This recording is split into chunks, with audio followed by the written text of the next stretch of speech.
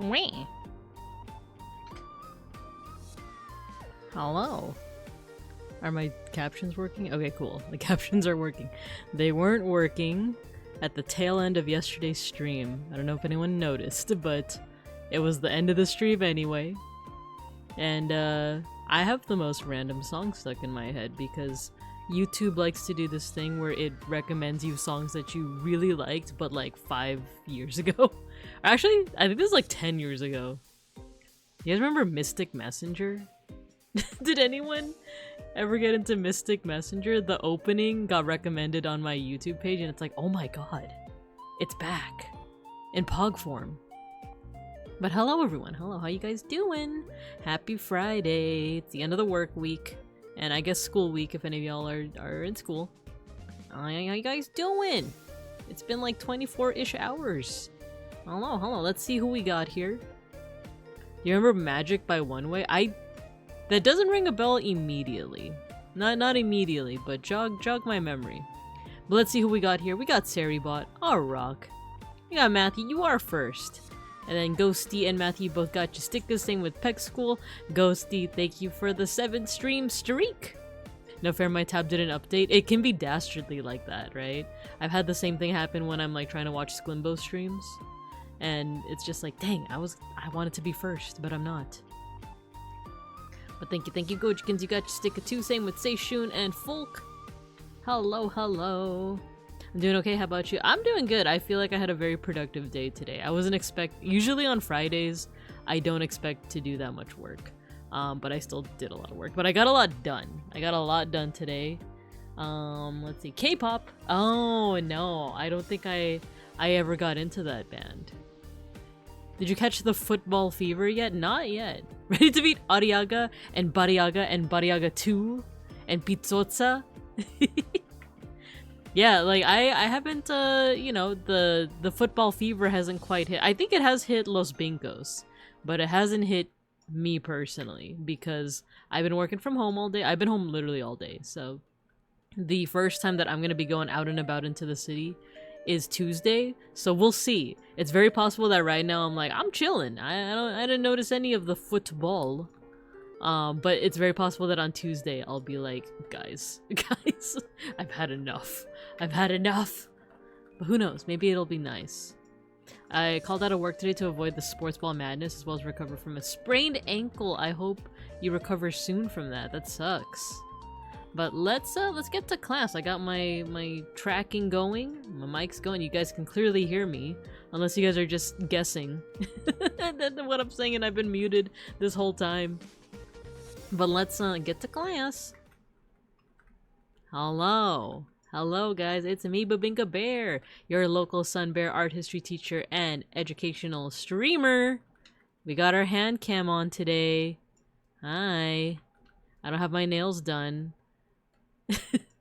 Not yet at least, but hello. And look, we already have some art ripe for the dotting today. But hello. How you guys doing? It's me, Babinka Bear, your local Sun Bear art history teacher and educational streamer. And today we are continuing the lesson from yesterday. Yes, hold on. I have like food stuck in my teeth. Give me a second. Anyway. Hello, Nap. Hello. My Gundam's a Binka. It's my Gundam Gabinka. But hello. Yes, hands. We're continuing our lesson from yesterday. So we were learning about Aboriginal Australian art, especially dot painting yesterday. We had a real fun time with that.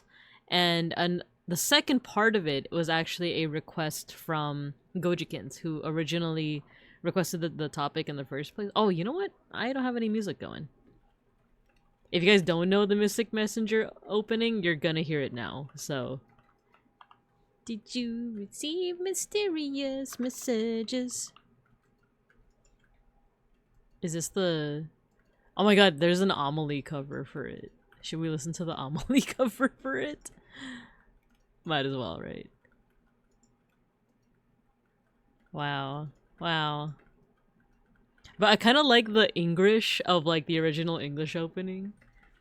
Did you receive mysterious message? Wake up to the same sweet sound. But this version's nice too. This is also nice. Dang, when you try to look up the lyrics for this, it's in Korean. But this is the English version. Anyway. But yeah, we're gonna be making dot art of specifically a cool creation by another Babinkub. So guys, the Babinkubs, if you guys didn't know, your little design as you guys slither across the floor there, you guys were designed by the all-mother father parent, beeplebees. So beeplebees was the one who designed you guys, and beeplebees is also the person that designed this critter right here. And actually, let me see if I can get the reference. Actually, you can see the reference right here. They changed the lyrics. I guess it flows better this way. Solving hidden mysteries. See mysterious matches. Wait, what is... Where's my PureRef folder? Or is it this? No, it's not that. What is going on? Oh, it's the browser? No, it's not the browser. What the heck is being shown right now? Oh, it is that. Okay. Okay, here we go. This is the reference. This is the reference. Ide ichiban no hime sama. How did it get to Miku? How did the music suddenly shift to Miku? I mean, I'm not complaining. I love Miku. I love her with my heart and soul, and she's not an AI. For those who are ill-informed, correct yourselves now. She is not an AI. She is a Vocaloid. She is a musical instrument. Alright, let me adjust this. I mean, we could just listen to nostalgic Vocaloid music. So no need. Alright, so yeah, this is beeplebees' Skelemouse. They posted it, or she posted it in Creative Cubs quite a while back, and Gojikins specifically requested that I make dot art inspired by this little critter, which I am more than happy to do, because if you guys notice, for one, it's a very cute critter, right? Very adorable, but look at the attack form. The head dislodges from the body, and the spine kind of like dangles down. I have to ask beeplebees again, but I feel like this is based off of the Manananggal, which is a like Filipino folkloric creature that's like a mix of like a witch and a vampire, but it splits itself in half, and the top half of its body grows like bat wings and flies around while the bottom half stays put. So I feel like this is a reference to that, right?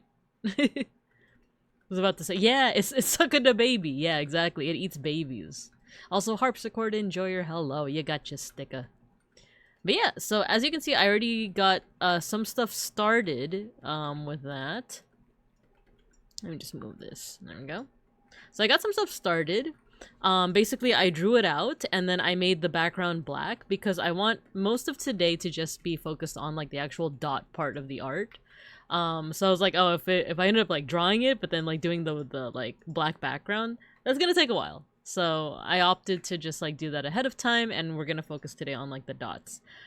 But before we do that, there's a couple other things I want to do, including our dailies, but we have a new daily that was like, I feel made for me. So let me show you what that looks like. Let me hide the webcam. Check 1, 2. Where's my window? There we go. We got Time Guesser. So we got 3 dailies that we're gonna do today. We have Time Guesser, our usual. We got the Daily Hue. Ooh, I have not seen this one. This looks like what is this? 2007. So relatively contemporary. This daily, it was made for me. It's true. It's true. So is that? Is this Magia? Or is this like? Oh no, it's Connect from Maruka. Oh, it's an Amelie cover. I see. I was like, wait. But we got a new one. We got a new daily. Anthropium. I found out about this literally like on Twitter. Like when you guys saw me post it on Discord, that was literally the minute I found out about it. So the shtick with this one is it's very similar to Time Guesser, but it shows you a specific art object. You could say artifact, but I've been trained to not say artifact. So, but you see like a art object, and you have to, I guess each day 10 objects. Guess where and when each was made. Then see how you rank against everyone else who played today. Whoa! So we're gonna be doing that, but let's start with Time Guesser first. You know what? I think I want to listen to Miku though.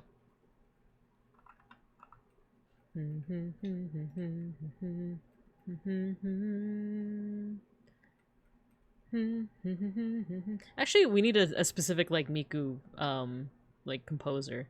We could do a good old Deco 27.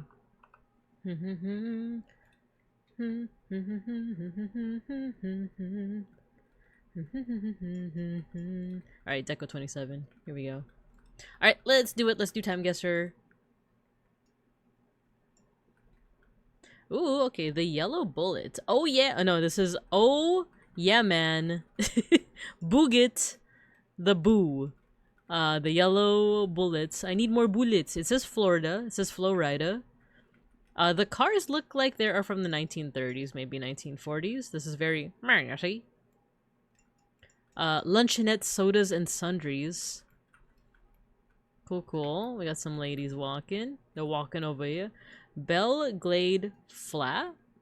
I'm guessing this is Florida, unless they're traveling. But that license plate in the distance also looks like the same license plate.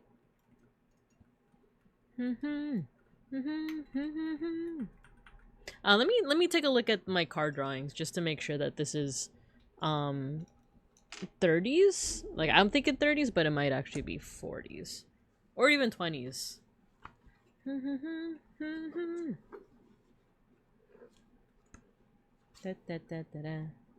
Alright, so the ones from the 20s don't quite look like this. Like I said, like, I associate this kind of car specifically like this, because if you look, the fenders are separated from the overall body, or at least they jut out a lot. I just can't tell if the grill is vertical or horizontal, because that does matter.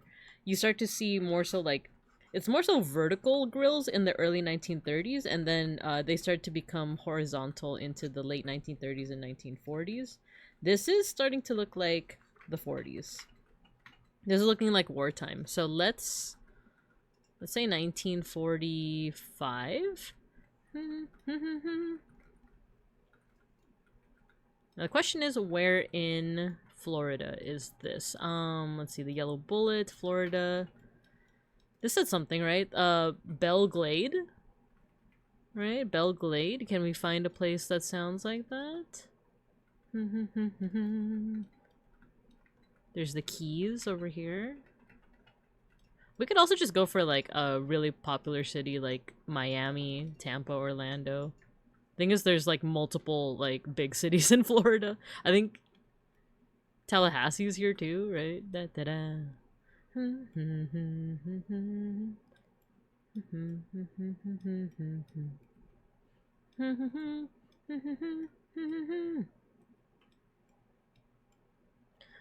We could just do Miami. Now let's do Tampa. Let's do Tampa.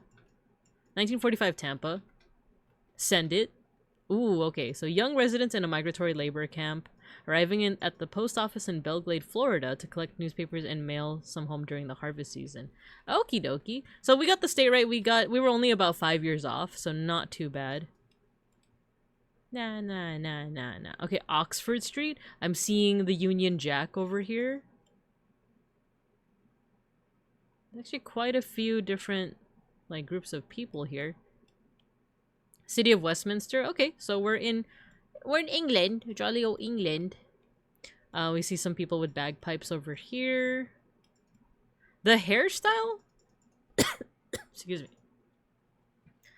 The hairstyle looks... I'm getting mixed. Because this looks 70s, right? This looks 70s. But some people look a little bit more contemporary, right? Like, she looks like she could be out of, like, the 2000s or 2010s. But actually, I don't know. Something about, like, the clothing also is giving 70s, maybe 80s? Let's find where this is first. So, Westminster. Where is that?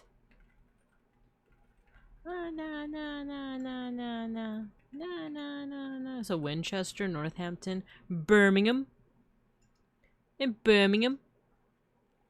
I know that that's how they say it in the UK. Birmingham, right? Like, you don't say the H, but here in Bearmerica, there's a school that some of my friends were from where you pronounce it with the H. Let's see. Let's go. I actually don't know where it wins. There's Westminster Abbey, right? Like, that's where, like, the royalty are commonly go. Birmingham, New York. Do you guys say Birmingham? Like, with the H? Instead of Birmingham? Whoa. Give me a second.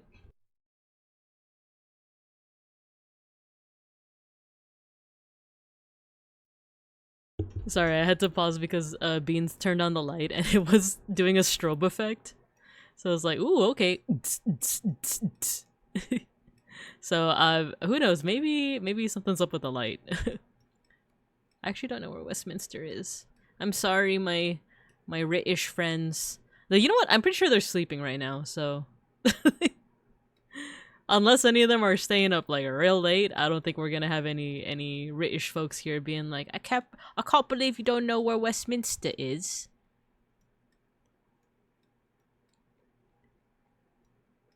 I mean, it's in the name. It's West. Here, I'll just do here. And then yeah, I can't quite decide like what time period this is. It feels like a mishmash. Like this person 70s, right? 60s, 70s. This person I was gonna say like if we're seeing more long hair on men, I feel like it would be like 70s, right? But I feel like this guy kind of has long hair. This guy has shorter hair. Yeah, I feel like maybe this is like 80s or 90s. Let's do 80s. Birmingham. Okay, so I wasn't too far off. So 1981. And yeah, location-wise, I wasn't too far off either. So a street party on London's Oxford Street for the royal wedding of Prince Charles and Lady Diana Spencer. Nice. Okay, next round. What is this? This looks Turkish. Tudnivalok. Eragados sa e koromtayas? Or Hungarian, actually. I'm wondering if this is Hungarian. Has sipok?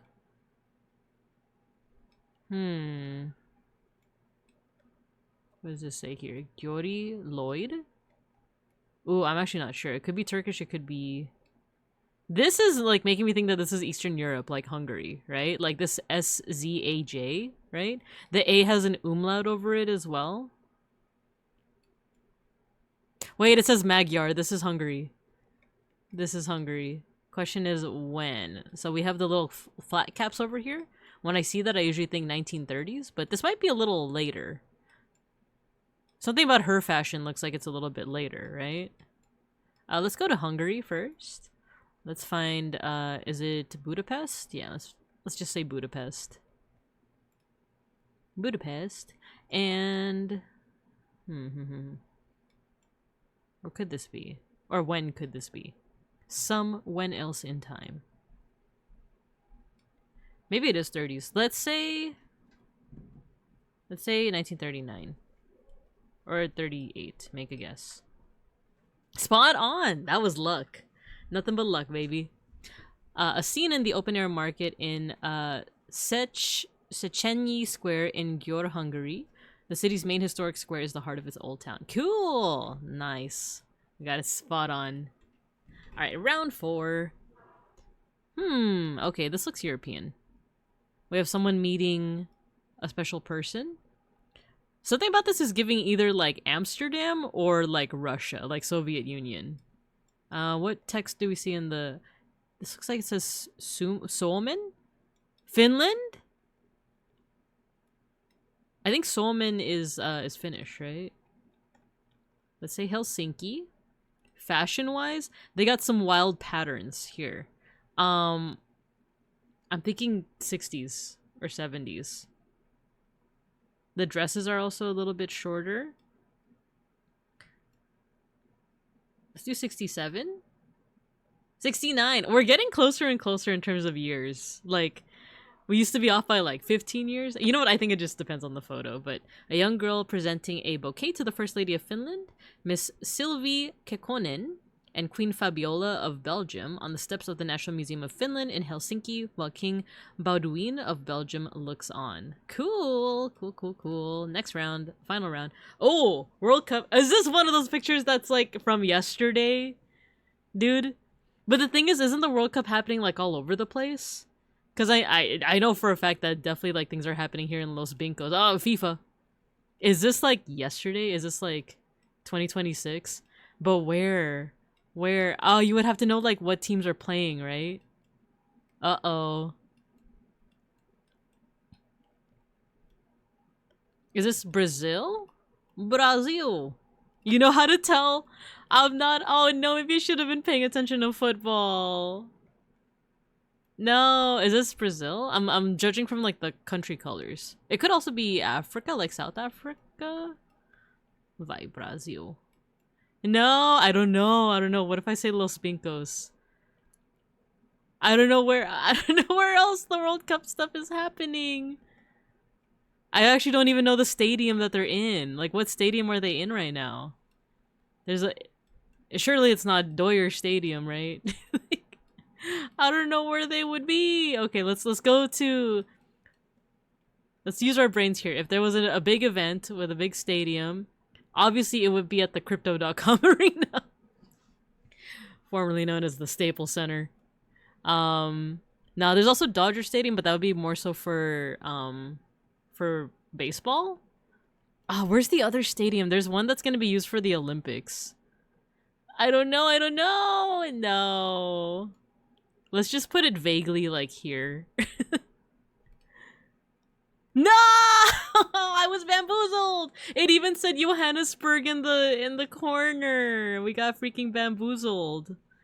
Mexico's Carlos Vela scoring a goal that was later disallowed for being offside during the first Group A match between South Africa and Mexico during the 2010 FIFA World Cup in Johannesburg.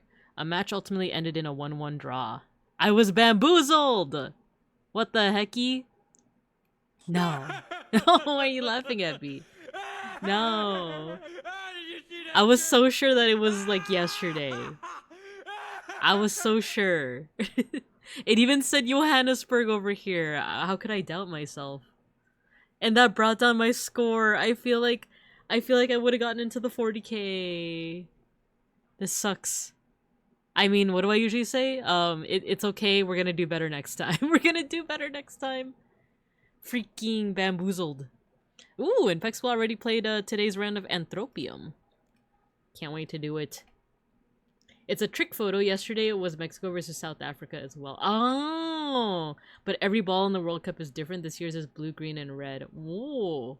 We go next. Man. That's good to know, though. That's good to know. Is that another thing I'm gonna have to study to get good at time guesser? Is like the different FIFA, like balls, you know? Balls. Okay, let's do Daily Hue. Let's do Daily Hue. Abacus. Shan Shan Shung. Abacus. Unknown artists. Oh, unknown artists. I'm not familiar with... Because usually what helps me is, like, being familiar with the artist and being like, oh, yeah, they tend to use... Like, I think a couple days ago it was David Hockney, and he tends to use blues, so that helped me out a lot. And then there was another day where it was like, cherry blossoms in bloom. So it was like, oh, obviously it's going to be pink. But I am not familiar with this artwork, so we're going to have to take some guesses. Maybe blue? Kind of like porcelain, you know? Let's do this, and then maybe something like this. This is a little too purple. Let's make more blue. Submit guess. What was that? 83? We're pretty close. Not too bad. Not too bad. Lightness can go a little bit more here. Saturation, it could be a little bit more saturated. And then the hue actually needs to go... Oh, so it's not blue. It's not like porcelain blue. Maybe... Well, if it's 83, that means we're like near. We're like here, probably in the blues area. Let's try this. Oh, we got less. We got less. Okay. So lightness maybe is here. Saturation... What looks like it makes sense? I honestly can't tell much of a difference. But we at least got the hue relatively correct. Submit this guess. 95! We are so close. So we got the lightness. Ah, come on. With the saturation? Come on now. Let's do it towards the lighter end. Submit guess. Okay, that's correct. We're so close. Oh, so we were closer before. We were closer when saturation was at 66. So maybe 62? Perfect! Let's go. Perfect! Nice. We got it. We got it. Today's color. Continue. Let's share. Go ahead and paste that in the Discord. Nice, nice, nice. Yeah, like I said, I'm not familiar with this artwork, so like if it's like... If the name of the artwork is Shang Shang... what is it? Shang Shang Shang? or what is it again? Dark strong cobalt. What's it called again? It's like here, shan shong abacus. So something about that is giving Chinese, right? So I was thinking about like the porcelain, like the Chinese porcelain. Museum grade match. Very nice. Very cool. In 1980, and let's find out more about the reason why I wanted to do Daily Hue on stream today was so that we could find out more about this artwork. So let me see if I could zoom in. There we go. This is Shan Sheng abacus. I don't know, is that part of the artwork name, or is that just like someone copy pasted that, right? Because 102 4x682 pixel. Oh no, I guess it would be like 768 pixels would be the wallpaper size, right? But anyway, in 1982, Shan Sheng came to the United States to pursue. Oh no, the artist is Shan Sheng. Okay, it says unknown. They gotta format this properly. It even says oil on canvas. That's very obviously not oil on canvas, unless this is like a photorealistic painter, right? They need to format this a little bit better, but otherwise, to pursue her academic and artistic interests by attending Mount Holyoke College and the University of Massachusetts at Amherst, where she earned her Master of Fine Arts, her MFA, and continued to Harvard as an artist in residence for 2 years. In 1989, she was an official artist for the Asian Art Festival in Chicago, and she was one of 100 distinguished career women for the... Oh, this is long. For women in the city of Chicago. In her 30 years as a professional artist, she spent the last 20 working in the public art field. Okay, we won't read the whole thing, but that's pretty cool. It's pretty cool. That has to be like what, fiberglass or something like that. And this looks like it's like a big outdoor installation. That's pretty cool. And then there's also other works with this hue, this dark strong cobalt. We got this teepee bag, morning haze. Oh, this is what I was looking at. This kind of porcelain color, right? Covered owl jar. Ooh, this one's cool. 124 colors. Oh, is this Yoan Miro? Or Joan? I actually don't know how to pronounce his name. Joan Miro? It is! I actually like Joan Miro's work a lot. Cool, cool. But yeah. Neat, neat. And now we get to play Anthropium. I was waiting for this. So this is going to be my very first time attempting it. We're going to try and get 10 objects and find out where they're from and when. So will my art history degree come in handy here? Let's hope so. But we're going to find out. This could be extremely humiliating, but let's just try the darn thing. Let's give it the good old college try. Roman. That's Roman. Guess where this object was made and when? Click the map to drop a pin, then click or drag the timeline above to choose a 250-year block. Hit submit to guess the score around. Okay, so it's a 250-year block. This looks Roman. In terms of like what I'm looking at that makes me say that, if we look a little bit closer, this is fresco. This is pretty typical of ancient Roman, especially like burial art. I don't think this is specifically burial art, but like if you see Egyptian Roman coffins, they have this like cool photorealism to them. And frescoes, I believe, are just like very often associated with Rome. I could be wrong. It's very possible that you would see these in like Greece as well, but it's kind of given like Pompeii, right? But let's just say Rome. If it was Pompeii, I don't know where I would find that. Let's just say Rome. The question is, now here's where I'm gonna really flub it, is time period. I actually don't know. I'm actually really bad at specific years. So let's just say... let's just say first century, or this first like little span of time. So make guess. What does this mean? Did I... Oh, okay, so it was a little bit earlier. Oh, they did like a whole region? Is that what this is? They picked a whole region? Is it like Roman Empire? Because that's basically what's highlighted right now. This is like Roman Empire. So I guess it's pretty forgiving in that regard, right? It's pretty forgiving in terms of like, you know, where it could be. So this painting of a seated woman playing a guitarra is from room H, either dining room, triclinium, or a room of social gatherings in the villa at Boscoriale. Each of the paintings that originally adorned this room derives from a Greek tradition of megalographia. Ah, okay. Megalographia, where is it? Or large-scale painting, about which so much has been written in antiquity. Apollinaris of Sidonius, Petronius in the Satyricon, and Vitruvius all shed light on the use of megalographia in Roman villas. In this fresco, a guitar player is depicted as a plump young woman clothed in a purple chiton and white himation.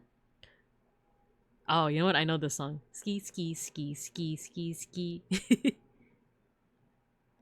She is adorned with a bracelet, earrings, and headband with a central medallion, all of gold. A small figure of Atlas supports the arm of the elaborately carved chair that originally was lacquered in a deep lustrous red. All right, we won't read the whole thing.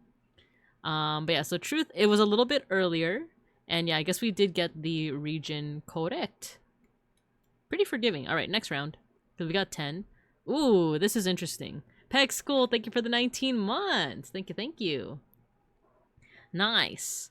Okay, this is marble. I'm thinking Greece, but it also has features that you would see in like India as well, or South Asia. Can we take a closer look? Okay, the facial features do look Greek. But one thing about it is that like it could also be Gandharan, like Indian, but it's marble is the thing. The marble is kind of like hinting that it would be somewhere here in the Mediterranean. Wait, it could also be Egyptian.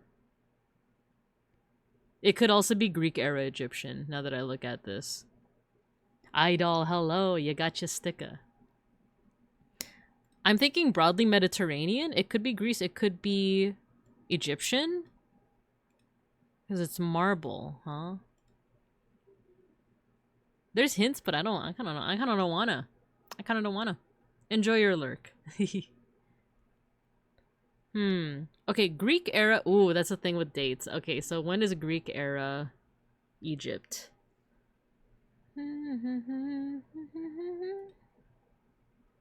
Let's say 375 125 BCE, and let's just say that this is Egyptian, but like Greek Egyptian. So we can put this maybe let's put Alexandria. So make guess. Okay. It's a little bit later. It's after CE. Marblehead of Athena. This is also broadly Roman Empire. Okay. Okie dokie. Okie dokie artichoke. Marblehead of Athena, the so-called Athena Medici. A Greek statue attributed to Pheidias. Okay. I feel kind of bad because like even if I get it wrong, I think I would appreciate if it was a little bit more exact, because it's saying that I'm right because I picked broadly the Roman Empire, you know? But I wanted, like, this is Greek. I would have been okay with getting points off because I didn't pick Greece, you know? Or it's a copy of a Greek statue. So, and it's a Roman copy. It's a Roman copy. So, in actuality, I probably should have picked over here, right? So, like, I'm getting points, but I don't know if I feel good about it, you know? So let's keep on keeping on. Something about this looks familiar. We take those. Okay, let's take a look at this. I'm thinking, could this be African? Some of the features look vaguely African, and also like the metallurgy. Like, I want to say, like, Ghana, Benin, like, would have had access to this technology, to this, like, metallurgy. Actually, like, I think broadly this area, right, had, like, good access to metallurgy. It's a brass or copper alloy. So it could also just be very ancient from the Mediterranean. There's something about, like, the face that, like, is making me think maybe African? And then these birds? I'm just not familiar with, like, this style as much. This pointed head, too, is, like, making me wonder if maybe we're thinking more West Asia, right? Like the Levant over here. Something about this pointed hat is making me think that. Alright, my gut, I should follow my gut. Let's say West Africa. But it's very possible that this could be like closer to the Mediterranean. Let's say Benin. Once again, not entirely sure where I would put this on the timeline. So let's put it let's put it here. Little more recent. Submit guess. Oh! I was pretty close. Nice. So it's more so over here in Nigeria. All right, yeah. I called it. I didn't get it perfectly. And it was also a little bit later, so this is 16th century. Works in metal and a wealth of bronzes in a variety of styles and types are found throughout the southern half of Nigeria, especially along the lower part of the Niger River. Ah, okay. Because, yeah, I know that, like, I think West Africa has, like, a pretty healthy, like, bronze culture, right? But yeah, I was really off on the time period, though, so that's something good to know. I think this is gonna help me train that sense. Okay, ooh, what is this? Metal. Oh, I'm kind of at a loss. This is too general for me. This is gold, right? But what could it be? Could this be like some kind of pectoral? Could it be... I'm actually not entirely sure at all. If it's gold, it really could be from anywhere from like the Americas to Egypt, right? Or even the Philippines. It could even be Southeast Asia. I'm kind of at a loss because I'm not seeing like any features I could latch onto. I'm not seeing any features I could latch onto that I could be like, oh yeah, like this shape is very indicative of like, you know, Mesoamerican art, you know? Huh. If I knew a little bit more about, like where this... Wait, I think I did read somewhere, like on the comment section of the tweet that posted this, that like a lot of this is from the Met. If I knew a little bit more about the Met's like ascension numbers, I feel like I could do something with this. Would I be allowed to look it up? Probably not, right? I'm not sure. I'm gonna be honest with you guys. I might just want to say Egypt. If it's gold, I don't know. Part of me wants to say the Americas, actually. Maybe Caribbean? I feel like you see a lot of, like, kind of this kind of pure gold art in the Caribbean. I'm just gonna take a shot in the dark here, you guys. I'm gonna be so real with you. I'm gonna take a shot in the dark and just say the Caribbean. Or Panama. Panama also has a lot of, like, cool gold art. Panama. Let's put it... Yeah, let's put it, like, here. Submit guess. No, we were so off. Oh, wow. Super off. Super duper off. This is Eastern Europe. Gold strap end. Treasure contains an array of belt fittings, some elaborately decorated, some unfinished or defectively cast. Some show no signs of use while others are quite worn. Ah, okay. And it is from the Met. Next round. Dang. Oh, it is Japanese. This looks very Japanese. I wouldn't know the time period.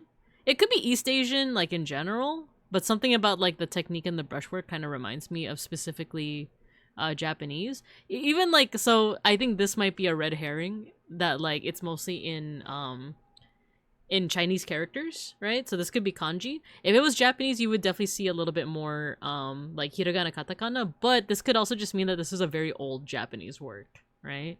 So actually, the only thing is I don't know when they adopted hiragana, katakana. So let's just say over here, 500 CE Japan. Submit guess. Nice. And look at that. Gamecocks. Ah, it was 1838. Oh, 1838. I feel like, wouldn't they have adopted hiragana by that point? Ah, whatever. Maybe there was a tradition in which, like, art like this could only be, like you could only have kanji on it, right? But, okay. Let's keep on keeping on.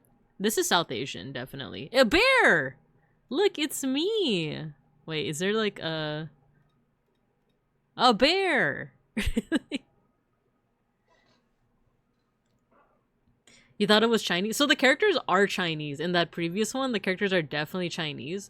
But it's something about the technique that there's a little bit more emphasis on like realism. It's a little less wispy.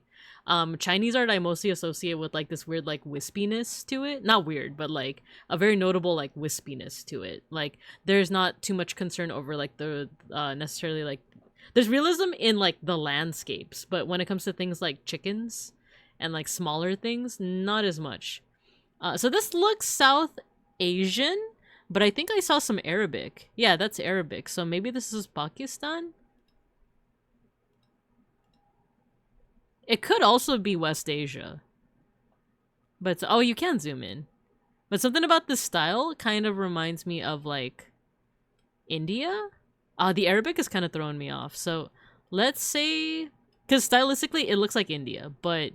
It could also be Pakistan. It could also be closer to like Iran, right? So let's go right in the middle. Let's say Afghanistan. Let's say Afghanistan. Time period wise, not entirely sure. Once again, time periods. I'm not really that good at this. Also, Japanese kanji came from Chinese, heavily simplified. No, it did. It did. Same with like Korean hanja. I think the question more is like when did like hiragana, katakana become more like fully adopted? You know. So the question is like why the Chinese characters, why the kanji is like used there and not hiragana katakana, but there could be a very specific reason for it. I'm not sure time period. I'm not sure. Let's just say 1500 to 1750. Submit guess. I was India. I was close. Look. I'm like right at the tip. I'm like right there. I'm right there.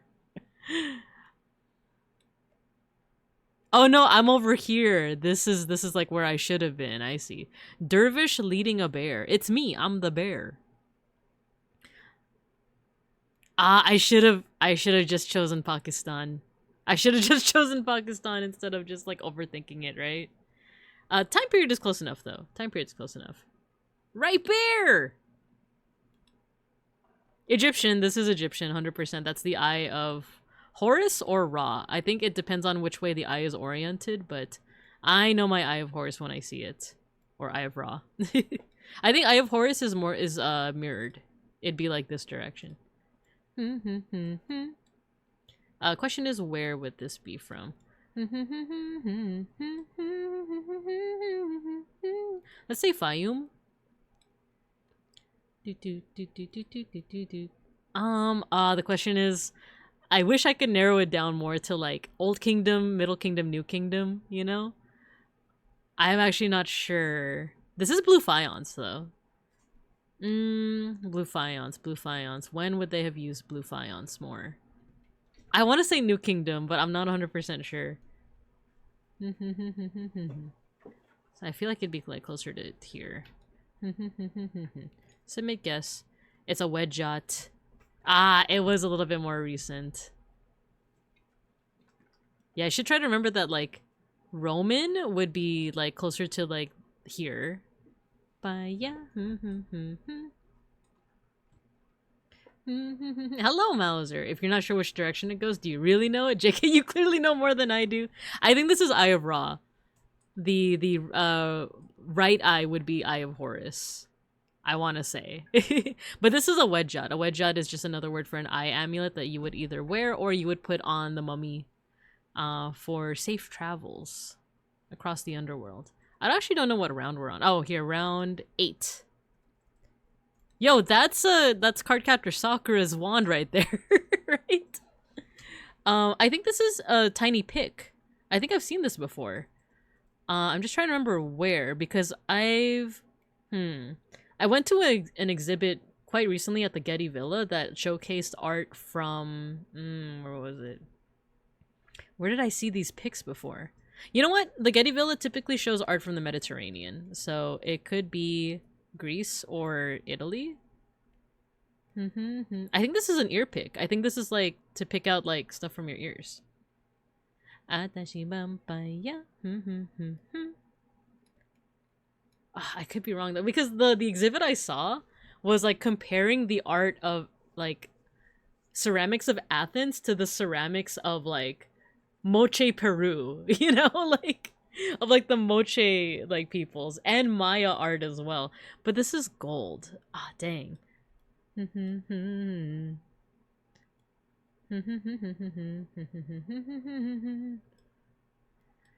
Dang, I want to say Greece, but I'm not 100% sure because this is tiny and there's a little fish there. Maybe a mystic adventure, a quest for all time. Da -na, da -na, da -da.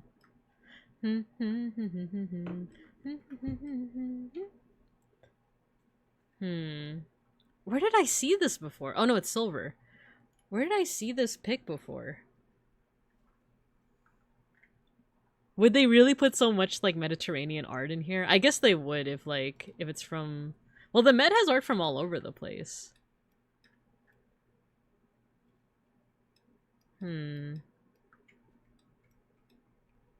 Let's say Greece. I feel like I might be wrong, but I'm not 100% sure. Submit guess. No! It's... Do you remember how I said that, like, oh, the art also featured stuff from Peru? No. It's Inca. It's specifically Inca. You said Peru. Yeah. No. Haunts. This one I'm actually not entirely sure. This might be West Asia. This might be the Caucasus. Or it could also be... This kind of reminds me of the Kell manuscript, which is like, oh no, I forget if it's Irish or Scottish, but like it's like somewhere here in the United Kingdom. But also, when did horses get there? Right? This might be somewhere where like horses are native to. So like the Caucasus, the Levant, right? I'm just gonna go with my gut feeling. Let's say the Caucasus. Let's say closer to 1 BCE. Submit guess. Oh, it's China. I don't think I would have guessed that. I don't think there's any way I would have guessed that from like this stylistically. Is this really old? Oh, I got close enough like time-wise. Belt plaque in the shape of a crouching horse. Hunts. Oh, it is nomad. Okay, so I thought it was here because it's like there's something about this that feels like this is where horses are native to, right? But also like steppe culture, I feel like that does make sense. Okay, okay. Last round. Ooh, Buddhist Tibetan maybe? There's a little bit of like South Asian stylistic part to it as well. But this is reminding me of like Tibetan Buddhist. Maybe Nepal? Where's Tibet? Here, Tibet Autonomous Region. Opaque watercolor on paper. Oh, wait. We got writing on the back of it. Ooh, the thing is I'm not sure though. I'm not sure what writing this could be. It could be Nepalese. Maybe this is... You know what? I'm gonna keep my guess here on Tibet. It could be Nepalese. And this could be a little bit more contemporary. Submit guess. Ooh, nice. It's this whole region. And I got pretty close. I got pretty darn close. Very nice. So this is an initiation card. Early 15th century. These are Sakali cards. When arranged on the ground as a mandala, they create a fixed sacred space like a temple. Wait, that's so cool. So you don't need like a specific sacred space. You could just bring the cards with you. It's a little card captor Sakura. Just a little bit, you know? But cool. That was fun. That was a lot of fun. I think I should make an account on this. I placed in the top 23%. Wow. Very cool. Share your results. This is fun. I want to do this. I want to do this every day. I'm in the top 23%. But cool. Oh, this is fun. This is fun. I think I just got to get better at time periods. Like, I feel like I'm good geography-wise with some of these, like, art motifs. I can, like, do a decent job of being like, okay, this is, like, Egyptian, this is, like, Mediterranean, this is South Asian, this is, like, West Asian. I think it's mostly time periods, right? The Chinese one got me, though. Chinese one got me. But, alright, we did all of our dailies. Da-na-na-na-na, da-na-na-na-na. So now let's get on from observing art to making art. So give me a second.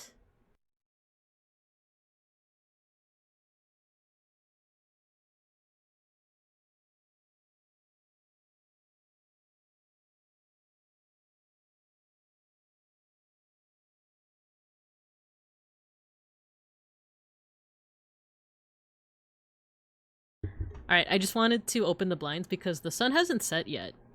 So let's, oh, actually, no, let's do this. Webcam. There we go. The sun hasn't set yet. There's still a lot of good sunlight. We're in the middle of the summer. The summer solstice is about 8 days away, I want to say.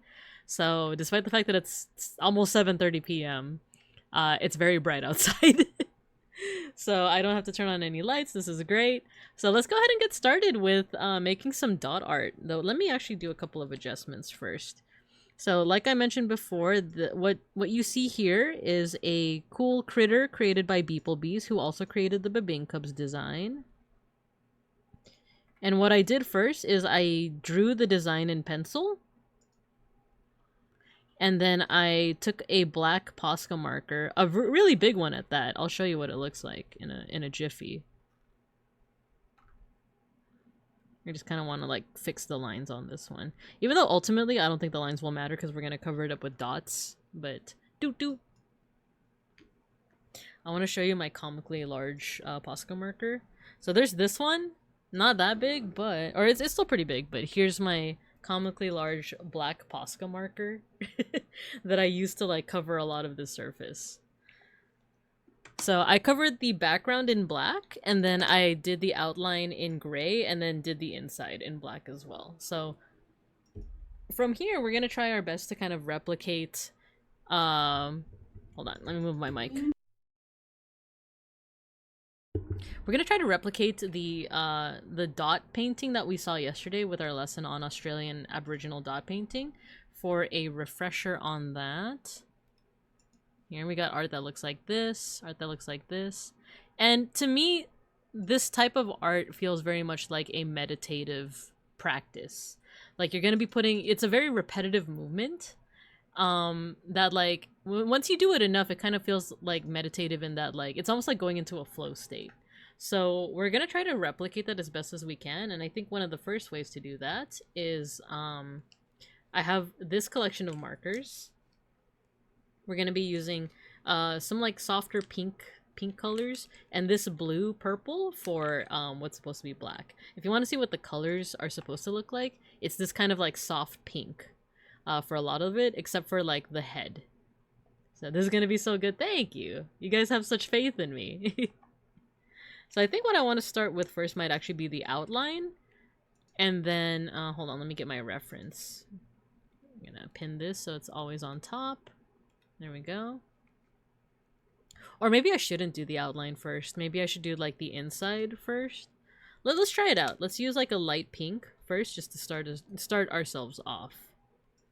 Or maybe even like a medium pink. Here, you know what? I'll start with the heart first. I feel like that's a nice, good thing to start with. Ooh, so another thing is that like we might need to coax out the paint from these markers. There we go. Give us a little bit more pigment to work with. There we go.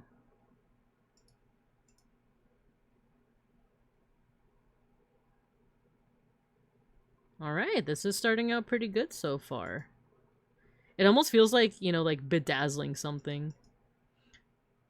Like putting rhinestones and stuff on it. I didn't grow up doing that much, but there we go. We got a bit of a start here. Very cool, very cool.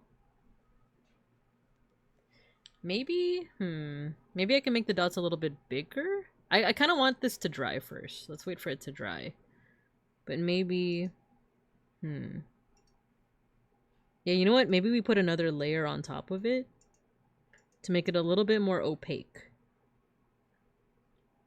Your art vocab for today is opaque. It's the opposite of transparent. So the more opaque something is, the more, I guess, like, clear it is. The less you can see through it.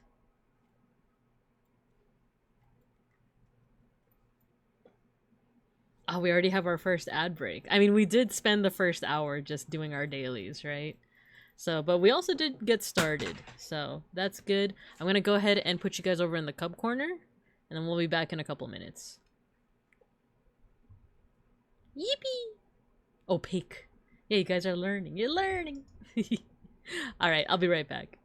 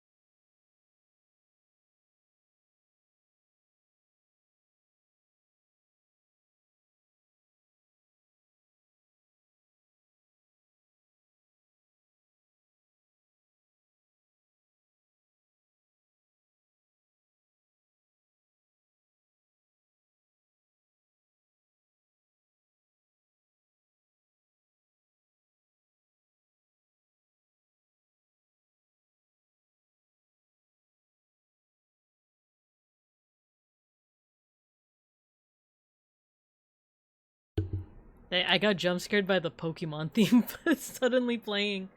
I think this is one of those songs by Miku that was for like a recent Pokemon anniversary, right? Like I was getting my tracking set up and then I got jump scared by the Pokemon battle theme. I was like, "What?" Let's get back to it. Alright, so we got started on our dot art. I think I might want to experiment with like bigger dots though. Because I was just kind of like poking, just like doot doot doot doot doot, you know? So let's experiment a little bit more. I'm gonna use a lighter color now for kind of like the main body and see what happens from there. Let's see where we go. Attempted to keep things lively during your Twitch mandated idol meeting. Thank you. I noticed. I saw that. The Forest Break rave. Thank you. Thank you. But also feel free you guys to also take a break during the ad break as well. Because I know I need food and bathroom breaks. Make sure you guys get your food, your snackies, and your bathroom breaks as well. So all right, so let's do some dots. Ooh, yeah, that's slightly bigger, but I like that.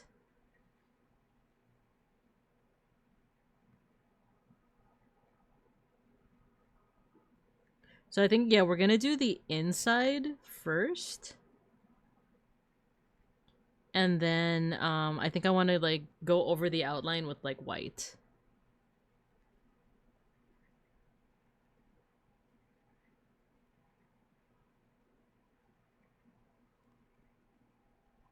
I think the hard part as I'm like doing this is like being very careful with the size of your dots so that you don't accidentally merge it with like another dot like adjacent one, right?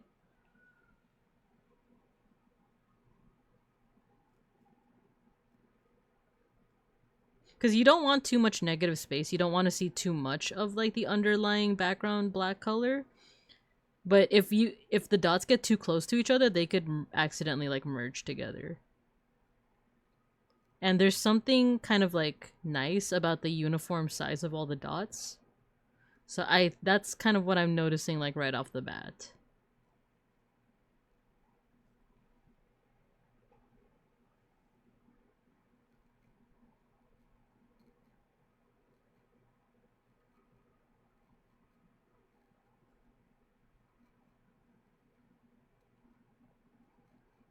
Oh, I think my dot size is also like little by little getting smaller. So I think that's another thing, is to be very mindful of the size of your dots. Because there is something nice about like keeping it a consistent size. I think there probably are artists who play around with different sizes, though. I mean, as long as it fills that empty space, right? Like right there, I did like a smaller dot. I don't know how I feel about it. Like varying the dot size. We'll see what I end up preferring, right? Maybe I'll prefer like uniform size versus like, you know, like a variety of sizes.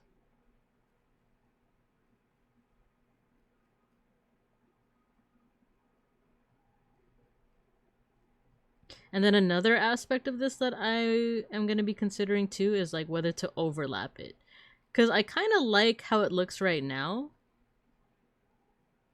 where everything is like very neatly spaced apart, right? But I could easily just like get another color and just like, you know, put dots over this. Maybe it'll make a gradient effect. I think that's something I also want to like experiment with.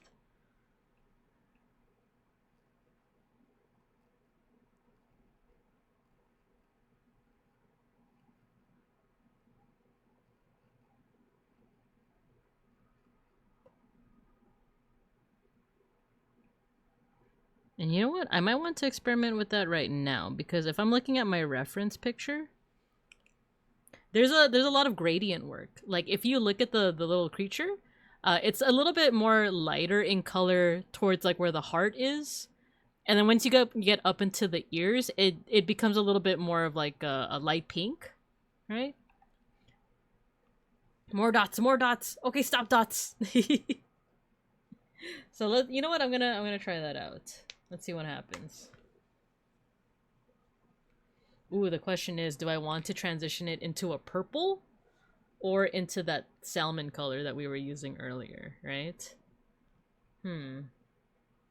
Let's see. We're experimenting. Let's see what happens with the purple. Ooh, that's an interesting contrast.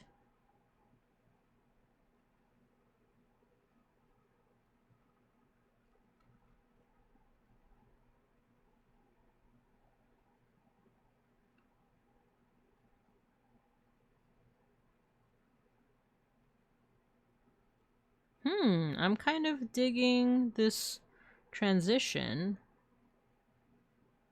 So maybe like here in the middle, I might transition the color a little bit more. That's 50 DKB minus. Kind of reminds me of stippling, painting with the tip of your paintbrush to push the paint into the canvas. Oh, yeah. I haven't even thought about that. It's been a minute since I've like painted with a paintbrush. A lot of my painting has been with these POSCA markers. And sometimes I do find myself missing like doing acrylic painting. I've never done oil though. That's like kind of too scary for me. You know what? I think I'm gonna do a little bit more pink. But you know what? I'm liking this transition effect.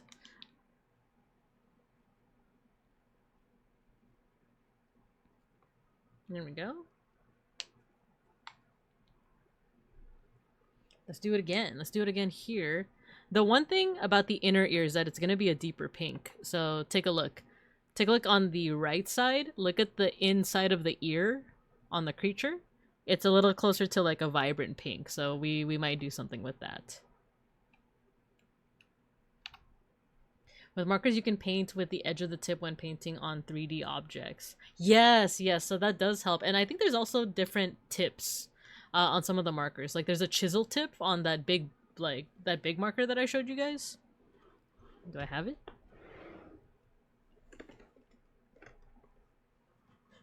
Here, like if you look at this, this is just like a pointed tip, right? And if you look at this one, it's a chisel. It's actually kind of hard to see against the black background, but it's a chisel tip. So let's do this again with the other ear.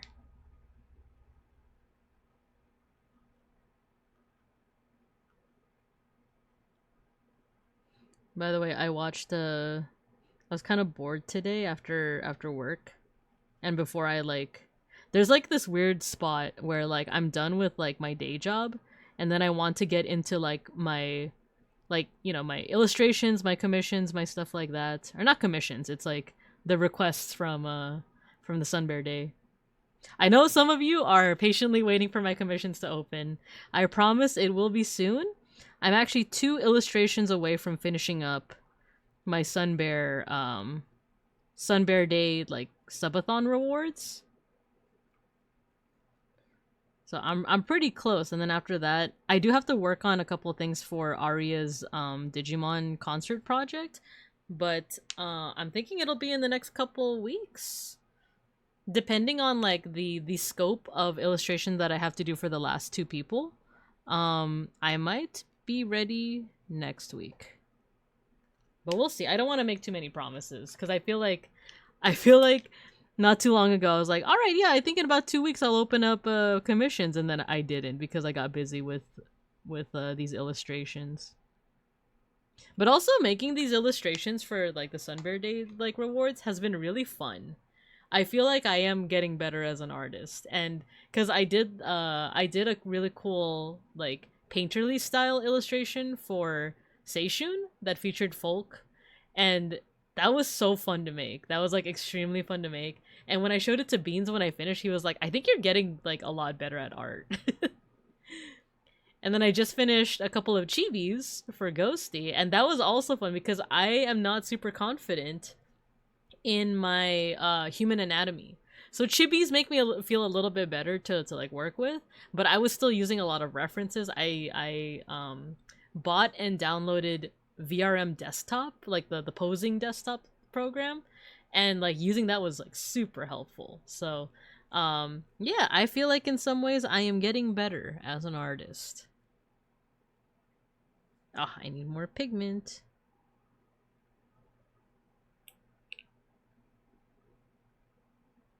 Oh no, I made those two too close together.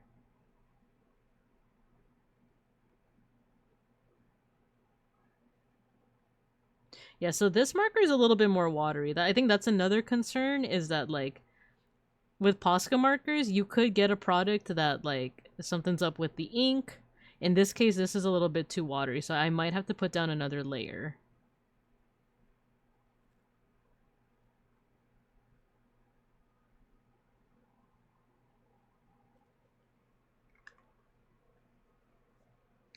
This is fun though. Like I said, it does turn into something kind of meditative, and I like that. I dig that. You can vary the size with the pen pressure too. Yeah, yeah, yeah. Yeah, POSCA markers in general are just like really fun to play around with. Alright, so let's keep on using this like pink color for like the overall fur. And then when we get to the edges, we'll play around with like the purple. That'll be kind of like our transition color.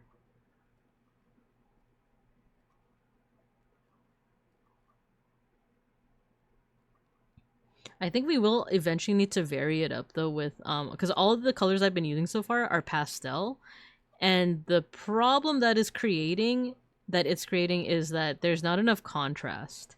So all of these are very light in color, and it is getting a little hard to make out like certain features.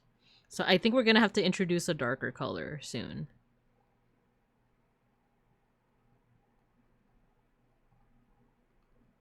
Maybe we could do that right now. Once we get, instead of maybe using that pastel purple, maybe we'll use a darker color.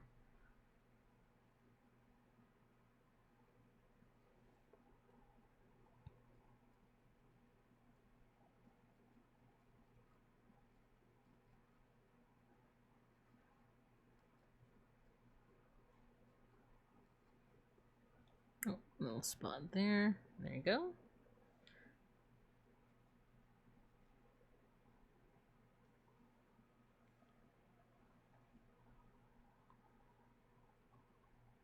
You know what? I think I might want to change the music to Kikuo. Because I do like the Hatsune Miku, but I want a different composer. Ooh, I love this one. Aishite, aishite.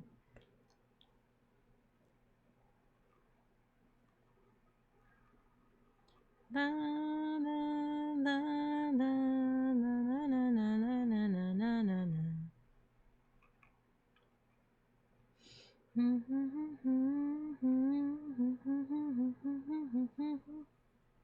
Cool, cool, cool. Those edges are probably going to be a different color.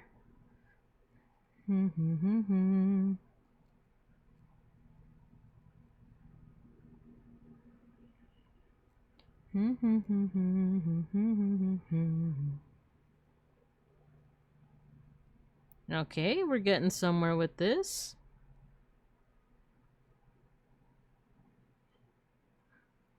Let's try out a different color. Maybe we could either do the lavender purple again, or we could do a darker color. We could do something like this.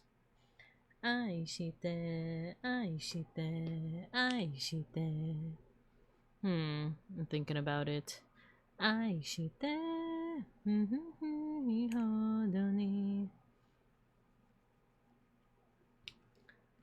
okay, let's see what happens when we experiment with the darker color. Or, maybe I should save the darker color for the background, actually. Yeah, you know what? Let me stick with the lavender. Because that is still gonna provide a little bit of, like, color contrast, just not, like, contrast in terms of, like, bright and dark.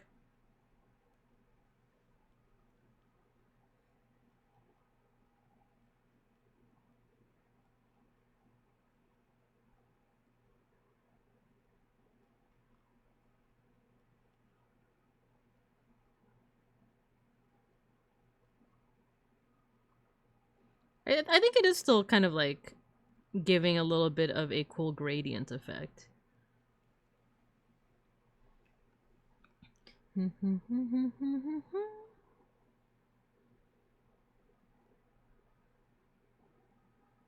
think, was it Narissa who did like a cover of this song in English? That's so good.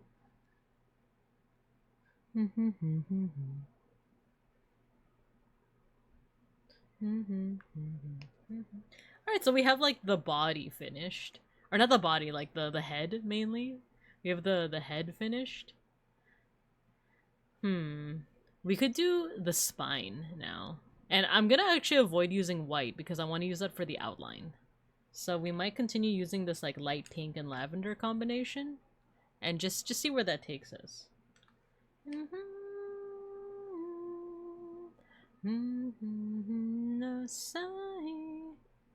Actually, let's start with the salmon first. The art style kind of reminds me of, oh yeah, perler art. Yeah, that's it is almost like adjacent to pixel art, right? Because with that, you're kind of assembling it in the same way as pixel art. Kind of similar with like that like big Minecraft art, you know, when people like make these monumental like things in Minecraft, but because it's, you know, block game, it's essentially akin to using like pixels, right? So yeah, very very similar. That's a good one, yeah. Because I think with perlers, you assemble it like it's pixel art, but then you iron it so that it kind of melts together. But then there's a certain technique, because if you don't use the technique properly, it melts too much into itself, right?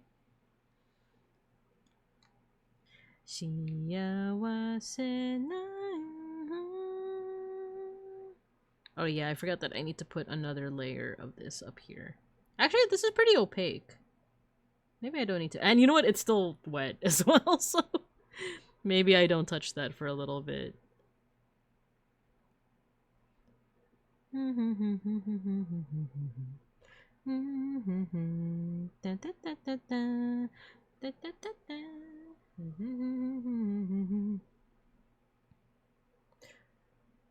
You do have a thing for pixel art? Yeah, you mentioned that before. We do occasionally have pixel art streams here and there. It's just been a minute since I've done it. I actually, you know what? For our pixel art, not that anyone could have guessed that. So, for our pixel art, we actually pixelate friends and buddies and stuff, and bibinkubs. So, we've pixelated like Ghosty, we've pixelated some friends here like Matthew. So we could also do pixel art of you, Mauser, one of these days.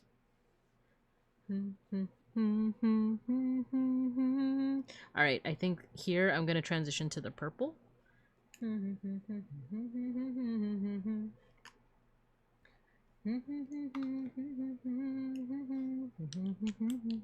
What is this? 1, 2, 3, 4, 5, 6, 7, 8. Wait, 1, 2, 3, 4, 5, 6, 7, 8.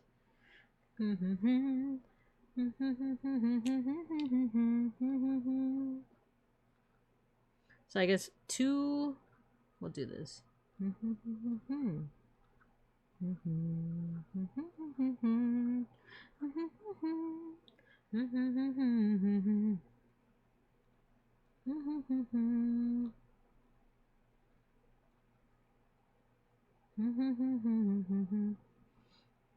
Oh yeah, so I'm trying to do the math of like when I should switch to the next color.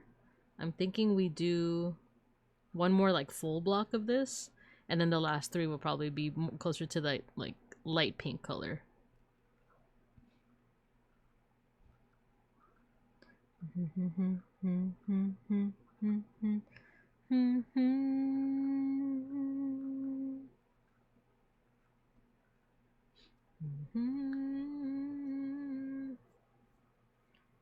Your model's already pixel art? You've been beaten to the punch on that. But yeah, everyone has their own style, right? Everyone has their own pixel art style. So, you know, even if you already have a really cool pixel art model, I'd be doing it in the Binka style. Yeah, if you want a sample, I can probably grab the ones that I've done so far. Wait,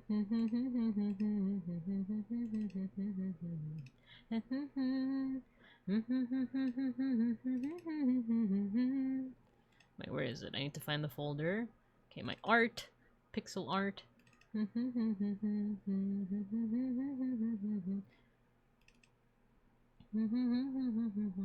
Cha-cha. Ooh. I guess I should just open up my pixel art program, huh?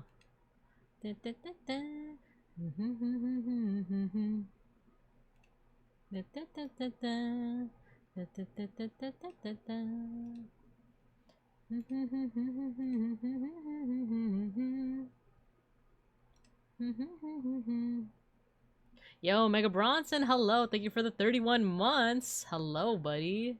How you doing? When those commissions open up again, I might just see how it looks that way. Oh, cool. Cool.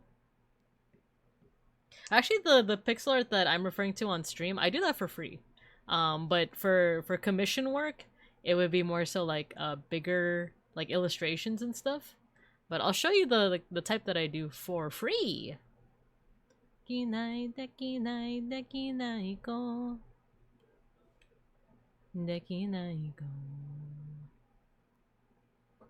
La la la la la la la. Here we go. La la la la la la la la. There we go. It's like I think, what is this? 32 by 32? Oh, let me mute for a sec.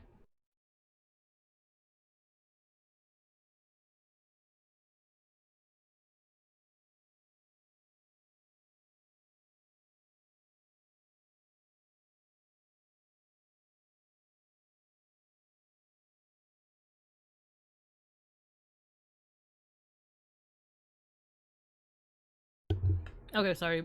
Beans came in with a fresh din din, and it's really good. So thank you, Beans. Yeah, these are some of the folks that I've pixelated in the past. We got Mega Bronson and Beans over here.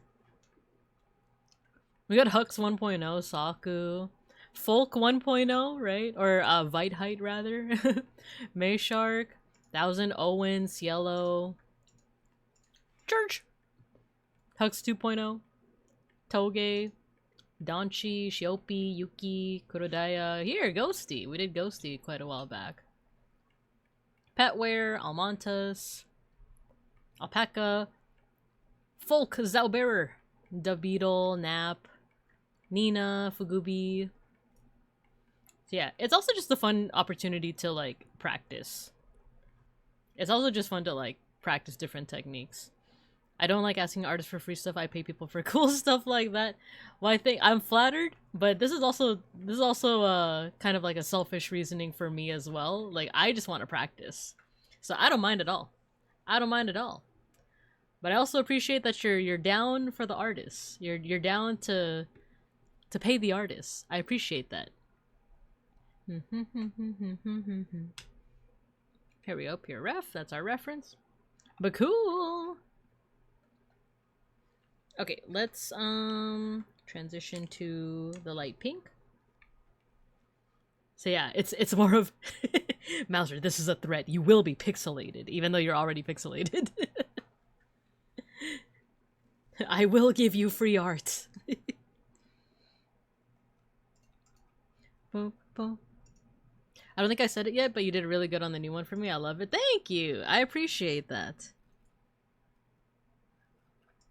Yeah, I think I feel like I had like some pretty bad art block in the beginning of the year. But I think I'm getting my steps back in, you know?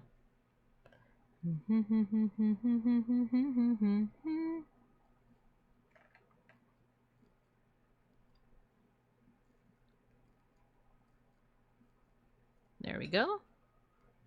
Cool, we got this portion done. I have ways of paying you for your work. That is true. I know what you're capable of. Oh Lord, she's stepping. She saw me, she gone. Alright, so the next part is the body. So the body is black, but there's also the innards, you know? There's like the inside that's more of like the salmon pink that we're gonna be using, as well as the little wings and legs. So maybe, you know what? I think I want a little bit of a change of pace. Let's go ahead and use a darker color. So I'm thinking this color, this like Prussian blue. Wow, Prussian blue. Let's do that for the body, see how it looks, and then kind of go from there. Na na na na. Is it even gonna show up against the? It actually doesn't show up that much against the black. Now that you can't even tell on the screen. You can't even tell on the screen. Oh no. So maybe we'll use a different color. There is this one. This is kind of like a maroon. It's a red wine. It's a red wine. But maybe let me take a look see at some other colors I have.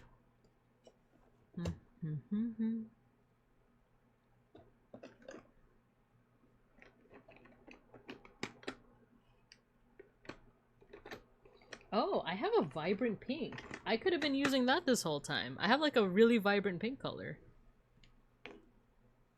And I have a whole bunch of blues as well that I can use. I could use those. So let me open this up.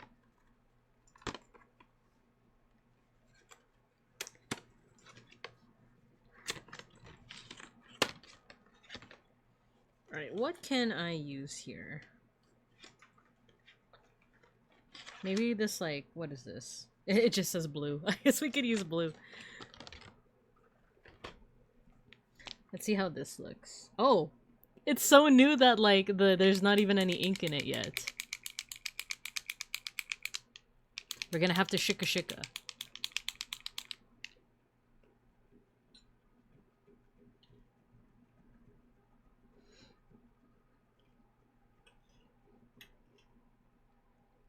Alright, let's see if this blue shows up. It does! It actually does. Like, You can actually see it on the camera itself. It's still like darker in like lightness, but it does show up against the black, and I think that's definitely what I want.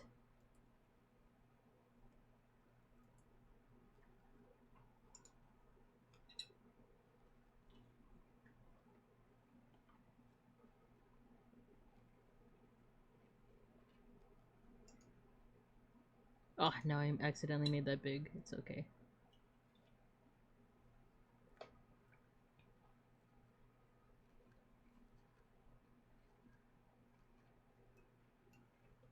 Alright, you know what? I think even though the sun hasn't set yet, it is setting, so I'm gonna go ahead and turn on the lights for this.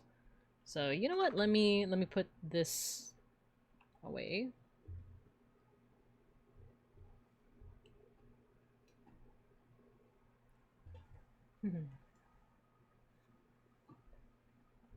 Alright, let's see. Alright, there we go. You can see it a little bit better now. Yeah, I accidentally put some of the dots a little too close together. But we'll see what happens with it. We'll see if it's like super obvious and it like ruins the piece, or if it's like passable, you know?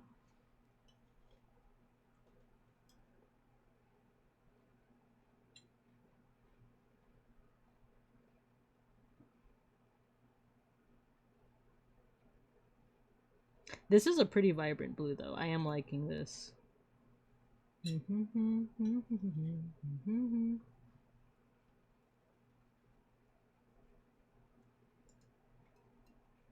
Oh yeah, this is definitely looking like perler beads. I think especially when the paint is still fresh too. It has this like bead quality to it.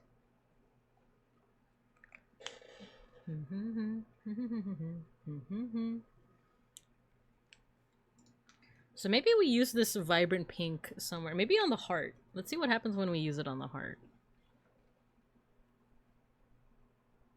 Ooh, yeah, that's a nice vibrant pink. I like that. So I'm just gonna overlay it on the dots that were already here.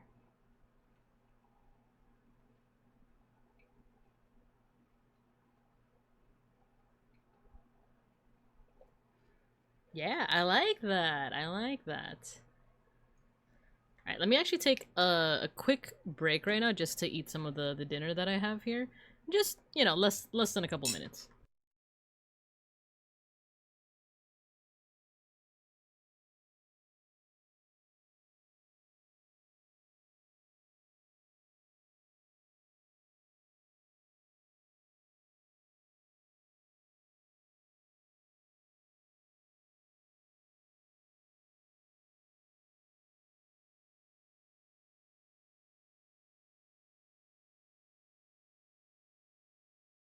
Yeah, that is good. I'm gonna be chewing as I paint, but this is real good.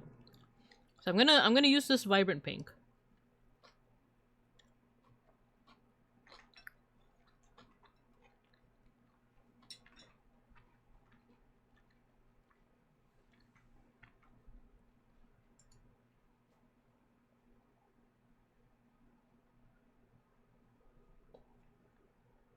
Oh yeah, that's great actually. This like vibrant pink.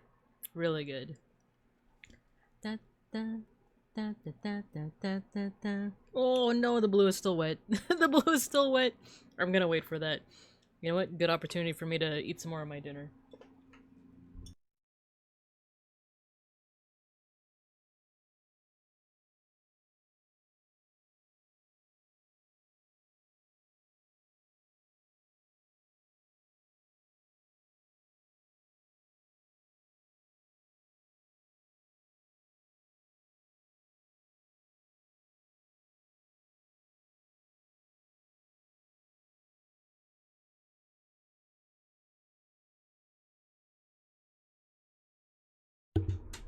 Okay, sorry, I am still chewing.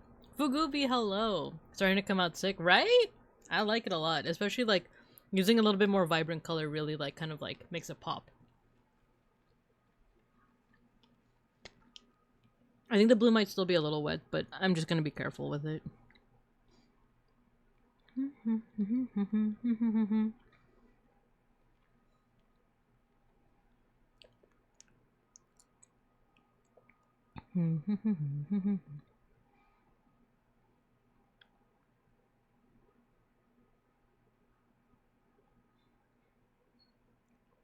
Samishi, Samishi. Nice, nice, nice. Maybe, I wonder if I have a more vibrant purple that I can use as well. Let's see.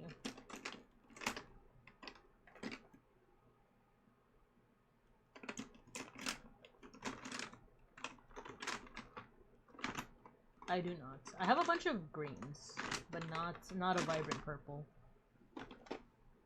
No, actually, no, wait, I lied. There's a purple in this pack. Let's see how it looks. Just kidding, I guess I don't. I guess I don't have, like, a vibrant purple. It might just be this one. This might actually be the same color. JK.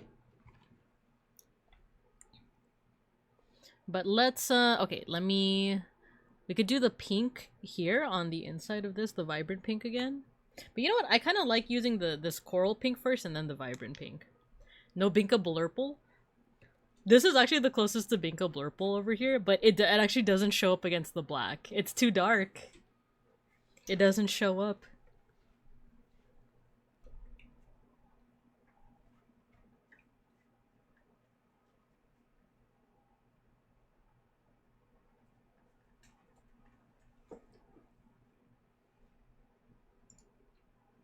Love the tropical island vibes on this super depressing song. Sasuga Kikuo.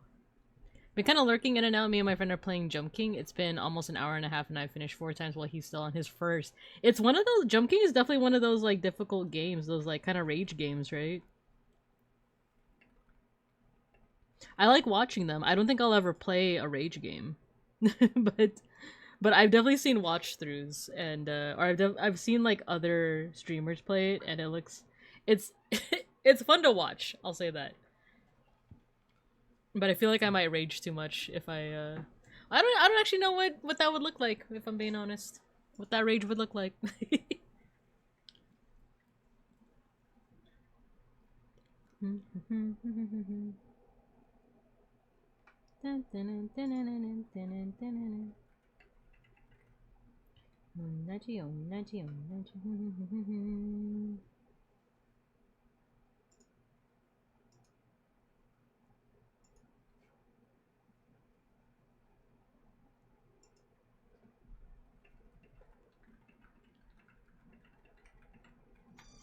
Oh no, why?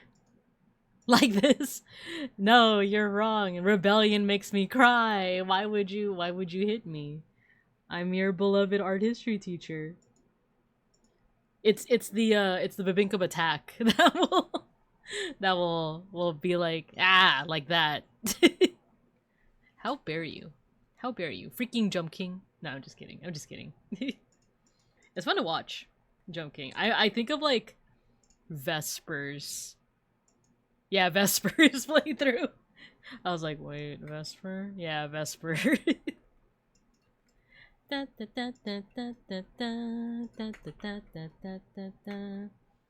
Actually I might need to replace this with purple. You know what? Let's start with the edges first. Let's start with the purple first on the edges. And then the inside will be pink. And by the way, once we finish like putting all the dots inside the figure, don't think we are done just yet because I also want to put dots outside of the figure. My goal is to essentially fill up the whole page. So we'll see if we do that. We'll see. The thing is, at this point, it's a comfort game since I have almost 93 hours and 78 runs with best being 11:39 minutes. Yo, are you a speedrunner? That's sick. I too confuse our suspiciously similarly voiced grandpas sometimes, right? It's like I have to remember, like, wait, who did the Jump King stream? It was Vesper, right? It was Vesper. Before I'm like, oh yeah, the other guy did it too.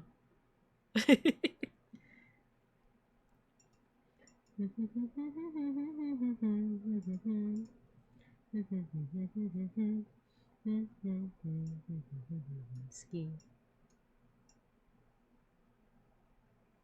いい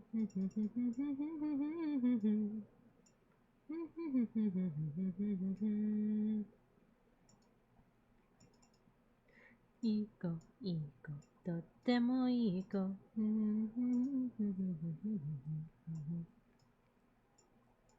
Oh, we also have to do the outlines too. 嘘か、嘘か、とっても嘘か。好き好き好き。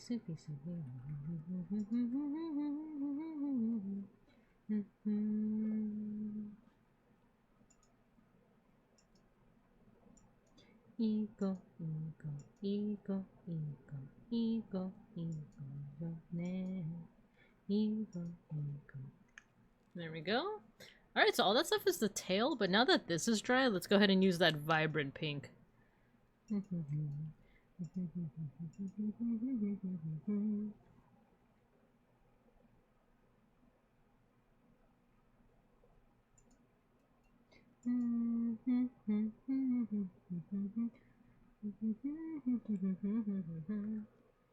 Ooh, that's looking great. I love that. I forget if either played Home Safety Hotline. I think Akashi played that one, right? I feel like I saw someone play it. I want to say that it was Akashi. Yo, Bear, hello, hello. We are making some POSCA marker art right now based off of dot painting. Very much inspired by Aboriginal Australians, but also the likes of that game is so fun. Oh, the Home Safety Hotline. It's basically it kind of reminds me of Hypnospace Outlaw, but like horror, right? Because it has that like retro vibe to it. If I'm thinking of the same one.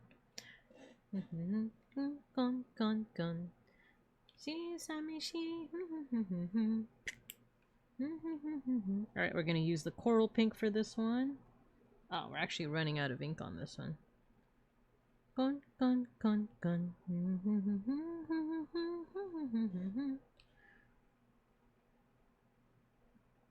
Oh, this is starting to become a little bit more vibrant.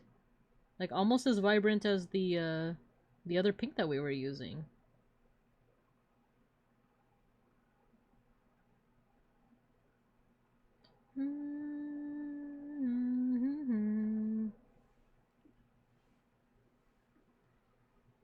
Once it gets watered down though, it's not as vibrant, so we might still have to go over it with the other marker.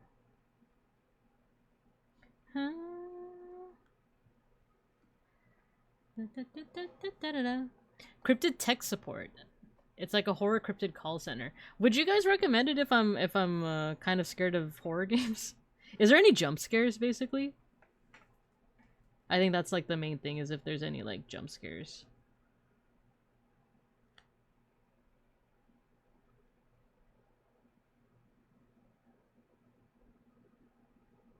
Cause I like horror aesthetics. I like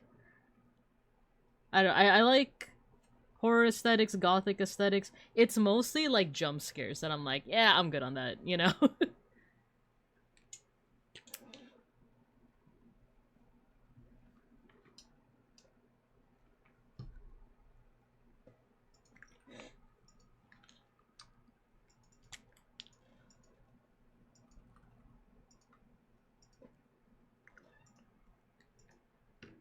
Cool, we got the body. I still need to wait for this to dry so that I can use this vibrant color. And then we're gonna try the background as well, and then probably end off with the what's it called? The outline. Not that I remember. No jump scares? Maybe I'll check it out then. The calls are unsettling a little, but not scary at all. But then again, I'm used to them. Ah, okay. It's mostly jump scares that I'm like, I don't want to deal with that, you know? Alright, how about this? I'll get started on the outside. The only thing is, like, these clips are also keeping the page from, like, folding over. So, we might just draw around it. And then once the stream is over, I'll draw where the clips are occupying space. But let me go ahead and also put away some of my markers, not all of them.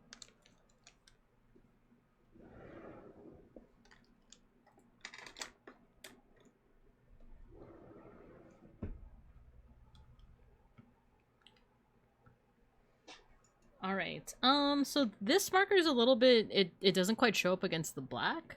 So let's see what happens when we use this color instead.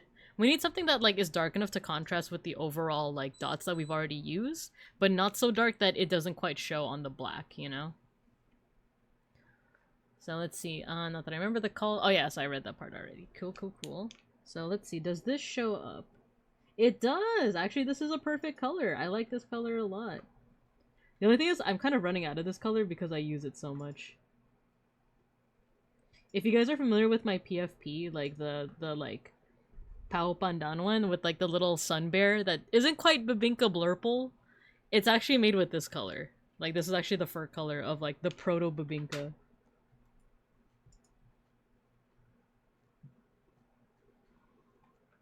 Ooh, you know what I might want to add?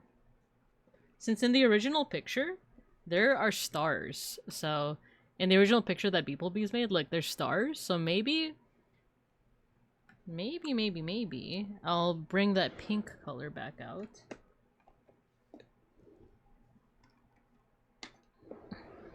Well, we'll make some little star symbols as well. Just so that the whole thing isn't just this one purple color. Let's do something like this.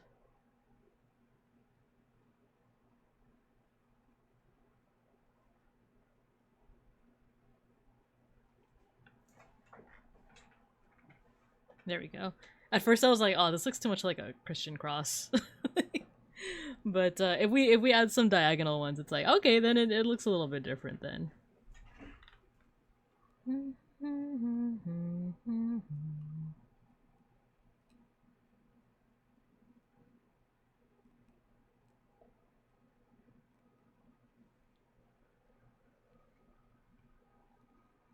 There we go. Adding these little stars, I feel like we'll mix up the background a little bit.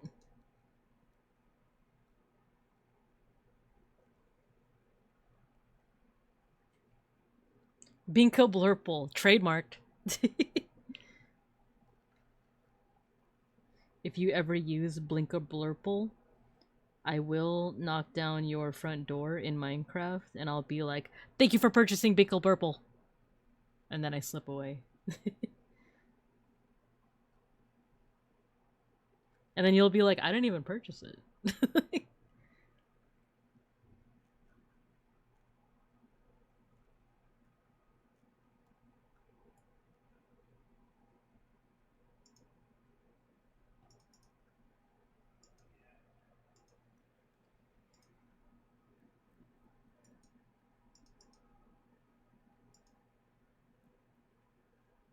Babinka Black, but it's like Vanta Black. Exactly. Is it trademarked? Is Vanta Black trademarked? Like, it's trademarked, but you could still, like, buy it anywhere, right?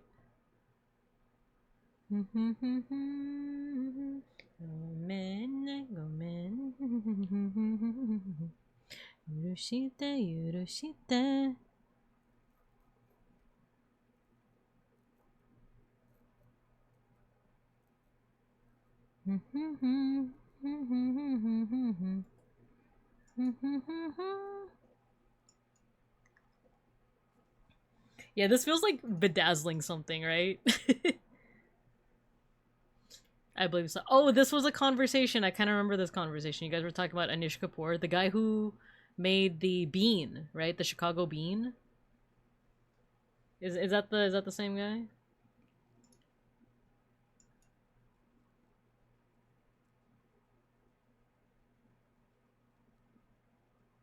I remember you guys talking about that one.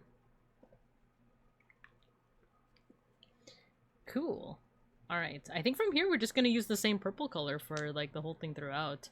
Or we could try to bring this color back, maybe just on the outer edges, right?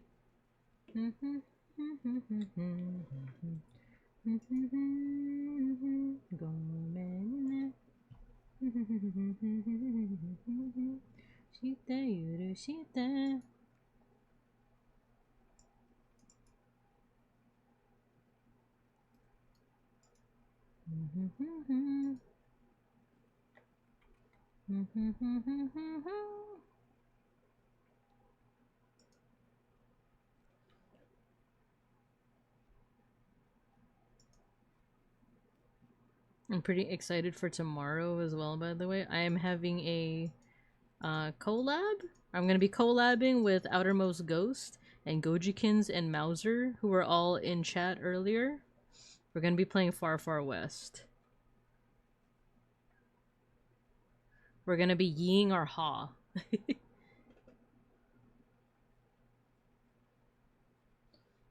I still haven't decided if I'm doing my own POV. I probably should decide that soon, huh?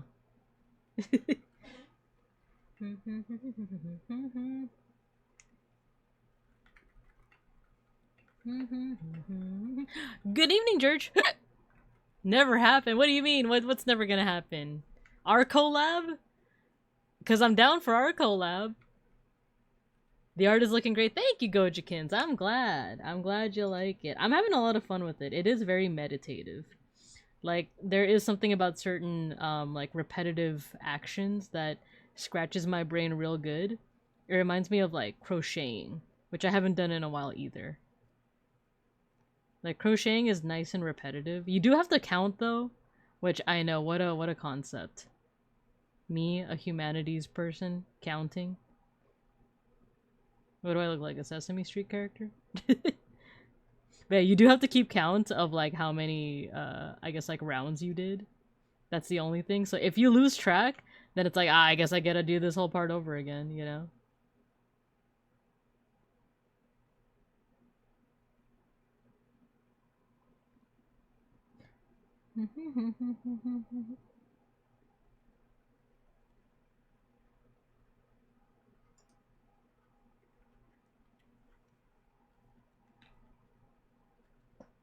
There we go.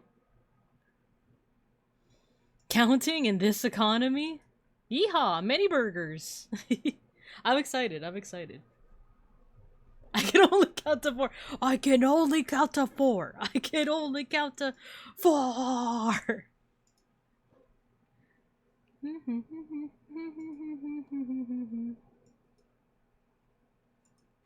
One, nothing wrong with me.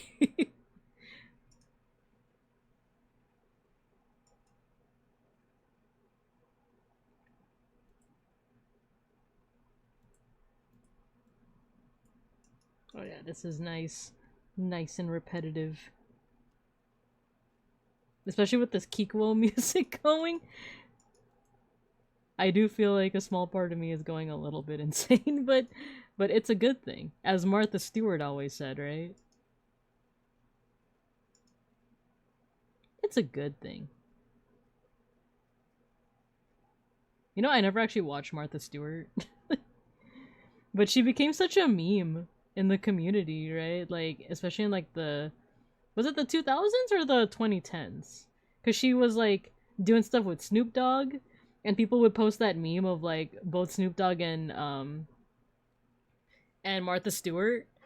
And people would be like, only one of the people in this picture is, like, has been behind bars. You never saw her collab with Snoop? No, I didn't. I'm fake. I've only seen the screenshots.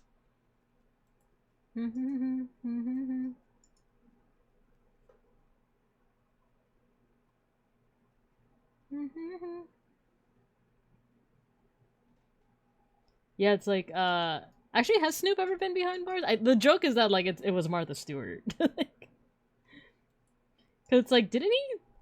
Like, I know we meme on Snoop Dogg for being derpy, but, like, he was in a gang. Like, he killed people, didn't he? Or I think he was, like, tried for it or something like that. But I guess maybe never convicted, right?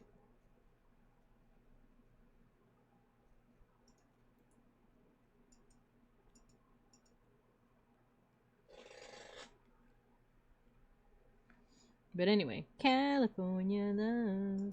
Din din din din din.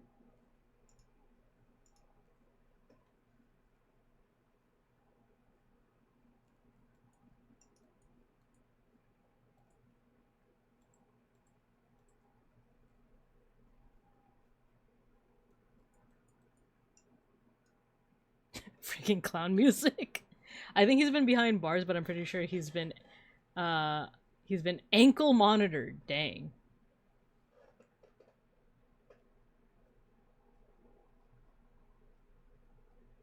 Okay, we're gonna have to go around this, like, clip that is keeping the page from, like, rolling over. I am really liking how this is coming out, though. Maybe we won't do the outline. I think the gray outline we already have is, like, good enough, I want to say. In his teen years, he was apparently in jail for a lot of drug charges. Ah, then what was the meme? It was something like Martha Stewart did something, like, more egregious, right? I'm gonna look it up now. It was like, no matter how many of the times, like, Snoop's been behind bars, apparently, like, Martha Stewart did something, like, a little bit more egregious. Martha Stewart, Snoop Dogg, memes. Tax fraud!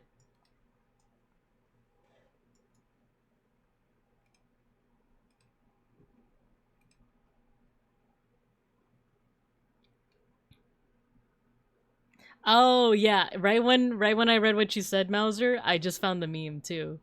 Here. Here, be mindful about stereotypes. Only one of them is a convicted felon. And also look at the meme format. It's like the what is it? Motivational poster. Remember those? Remember those? You remember? I remember. But also this one. Easy reach ultimate lighter. Perfect for candles and more. They know what they're doing. She went to jail not for insider trading, but for lying about it. Pepperidge Farm remembers. Oh wait, why did I put away the projector screen? Webcam.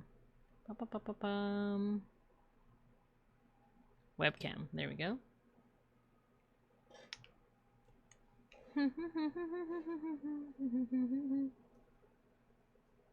If you listen to Kiko's music long enough, I feel like you will go insane. And the thing is, I love his music. I love Kiko's music so much. But like listening to this is like, oh my gosh, I feel like my brain is getting fried right now. Or maybe it's just this song. I think it's specifically this song that's like making me feel like I'm going insane.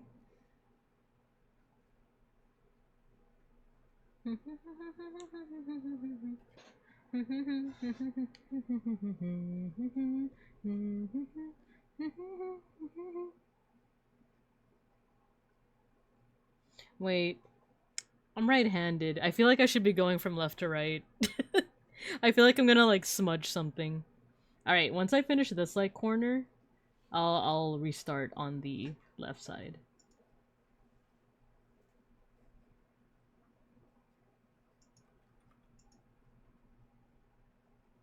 This is nice. Like, if you guys ever want to, like, I don't know, try out a cool art technique that's also kind of, like, calming, despite the music that we're listening to,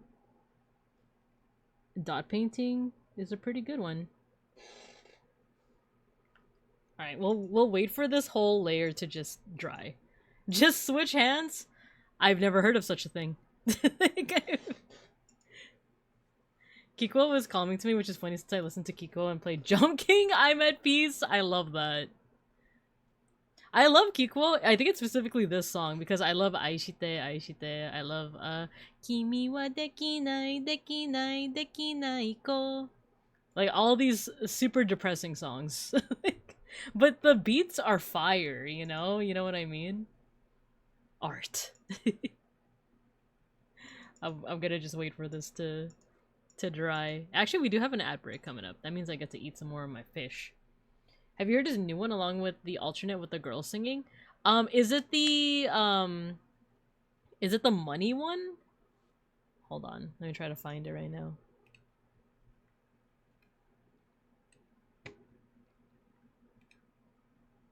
Yes? Yeah. Oh, I actually like this one too. I like this song too. We do have an ad break coming up. So maybe there's a good opportunity for me to just let this dry and then I'll eat. Alright, just so you guys can also listen to the music, I'll put you guys in the cup corner instead of recess. So no licking of ice cubes this time, but you'll get some Kikuo to listen to if you're subbed. And if not, enjoy the ads, the commercials. But I'm gonna start the ad break a little early because I want to eat my food. So I'll see you in a couple minutes.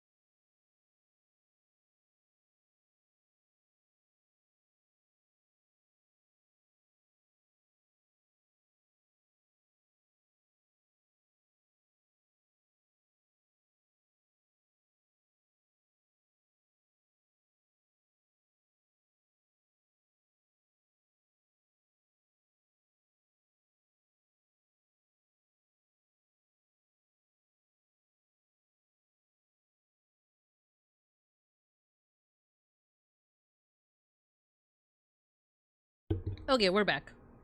We're back. I was able to sneak in a lot of bites of my dinner. It's potato, salmon, and salad. But it's like almost like a sauerkraut salad. It's pretty good. It's really good. But let's get back to it, shall we? So yeah, I feel like we're gonna finish within the hour. Because I don't know if I still want to do the outline in white. We'll see. We'll see. I'll try it with the heart first. But this time we're gonna start from left to right because I'm right-handed. Cool, and it does feel like I think everything is dried. I did just put like a little bit of like the vibrant pink on here, but it looks like everything is. It feels like everything is dried. Oh, we're so flooded. Oh no. Oh, yeah, I'm not sure what happened to the water effect. That it used to be transparent. Oh, this is the new song. The kane kane kane kane kane kane. Money, money, money, money.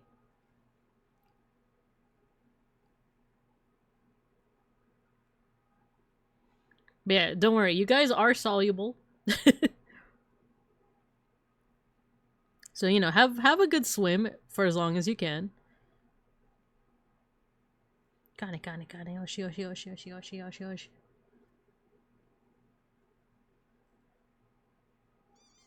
Hey, why are you throwing things at me?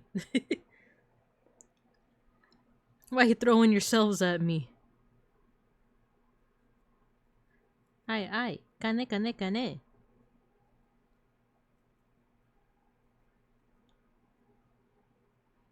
For as long as you can. Kiko's version is pretty good, but I like this one better. Yeah, there's something about like certain Vocaloid songs. Listening to like a cover where it's a human singer can be really cool.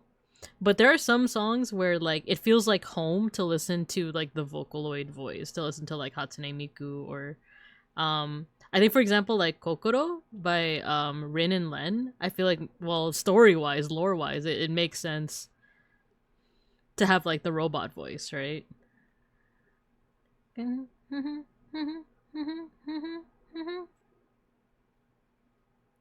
Hi, I. Got it.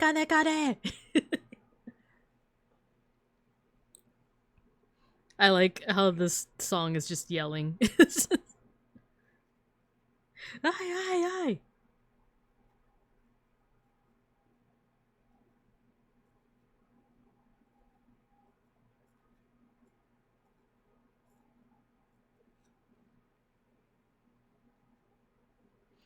Okay, so this song and like the screaming reminds me of some forbidden knowledge. Some forbidden Vocaloid knowledge. I don't know how many of y'all are privy to it, but are you guys familiar with a, I guess you could say she's a Vocaloid? Akume Iku. Or Acme Iku. Are you guys familiar with that name at all? We are supposed to keep this classroom appropriate, so I won't say too much about her, but she's a very unique, not necessarily Vocaloid, but like, you know, she has a very unique singing voice. If you catch my drift.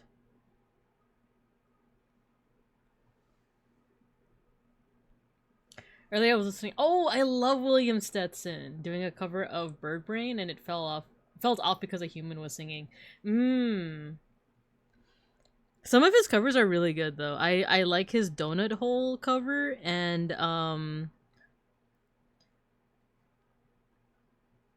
thank you for our I'm Glad You're Evil Too is another one that I like. I'm glad you're evil too. Me speaking to the Babinkovs. I'm glad you guys are evil too. Actually, that is like low-key one of my favorite Vocaloid songs. Let me see if we can play it.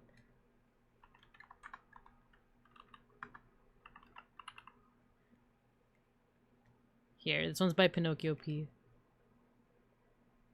It's actually like a very sweet and sad song, but the title is just kind of funny. Like,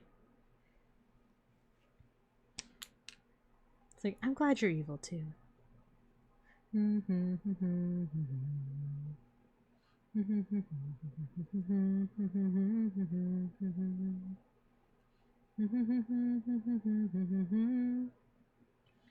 There's also Looping the Rooms. The original is good, but I like the English cover by Teto more. Ah, I haven't listened. I'll be real with you guys. I actually haven't listened to too much Teto. I want to, and I was there for like, you know, when there started to be like more songs coming out with her voice bank. But I feel like I kind of missed the train on that one. On Teto songs.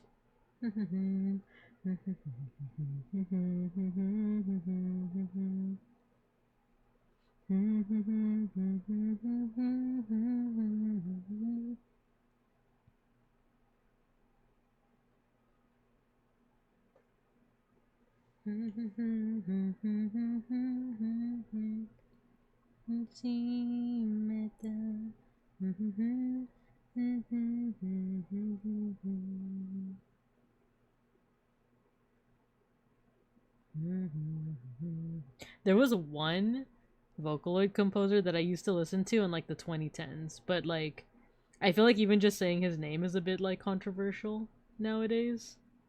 But his songs were a banger though. So the composer's name is Putin P. I think they had another one too. I think they had another name, but I remember like one of their names was like Putin P. Let me see if I can find it again.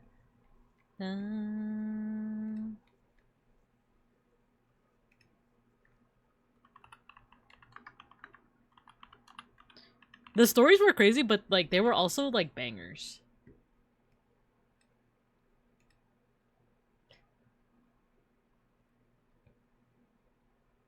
Okay, so the producer's name is Numtak05, but there's a series called the Putin P series. And it's crazy because it features like in all seriousness, it features like all the Vocaloid characters as like, you know, characters in the storyline, but it all has to do with like the Soviet Union and like the Cold War. Like here, I'll while the paint dries over here, I'll show you.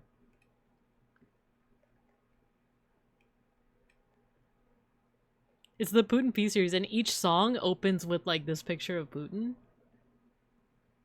You know who I wasn't expecting to be a Teto fan? Shinri. Oh, that's interesting. I don't know why I thought you were gonna say something like Forlong. I don't know if I've ever heard of Forlong.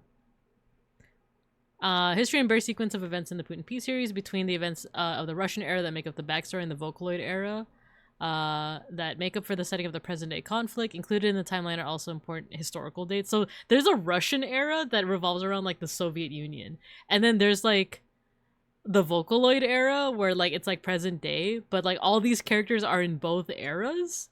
So it's like Rin and Len, but they're like, you know, it's just like a whole thing. And like Hatsune Miku is dating McDonald's, like Ronald McDonald.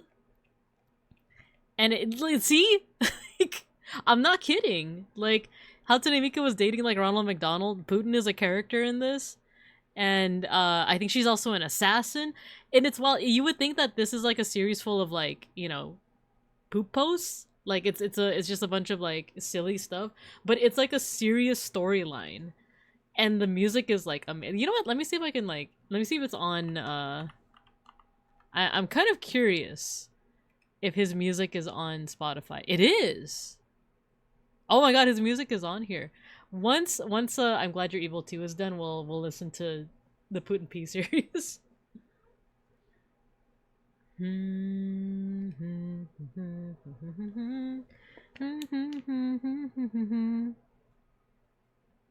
Yeah, let's keep on keeping on with this.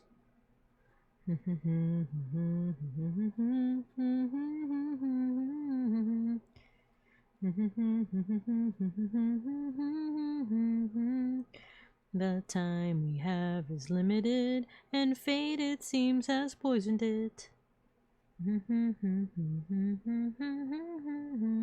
I love the William Stetson cover of this so much.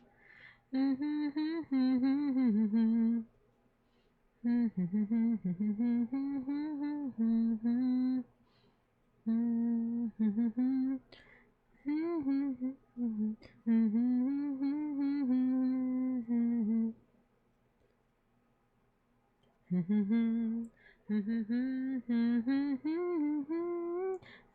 so glad you're as evil as me.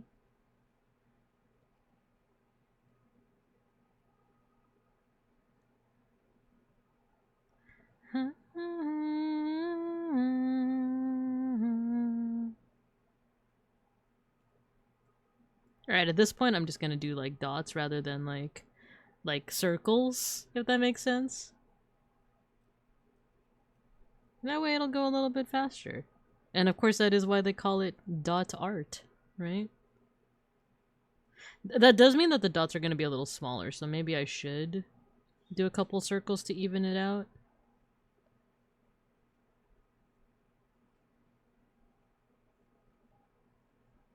In the William Stetson cover, he says, "I'm glad you're evil too." But it's like a little whisper, so it's like, aw. Alright, let's listen to Numtech. I'm telling you, this is like a banger album.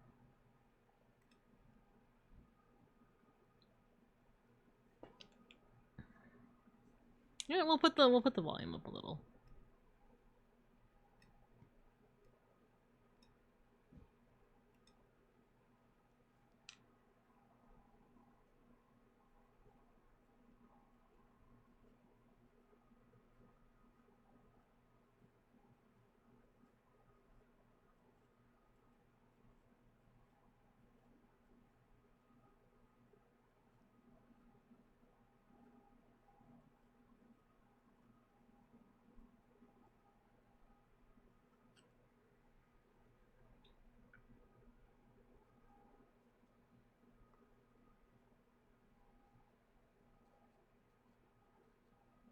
It's also super satisfying when doing this dot painting, when you like fill in an entire area.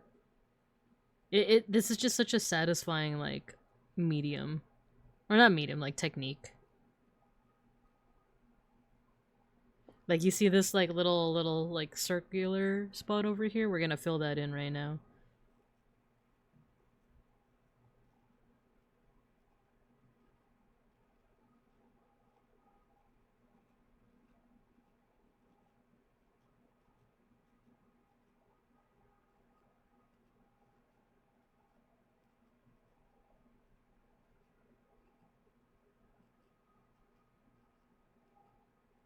Almost there. Nice. Yeah, it's so satisfying. Alright, let's get these like edges first before we proceed.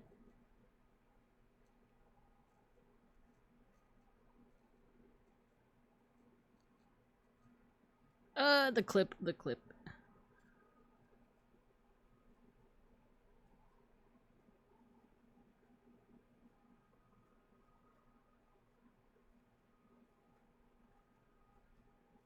See, isn't this music like pretty good? Like, I feel like if you don't have the visuals, it's like, yeah, this is pretty decent, you know, like Vocaloid music.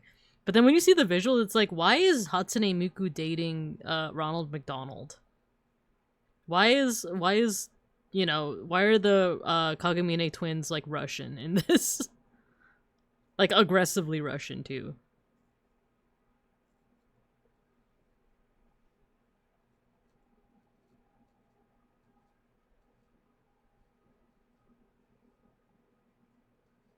I feel like the thing with Hatsune Miku dating Ronald McDonald was like some kind of commentary on capitalism, maybe. I'm just kind of saying things like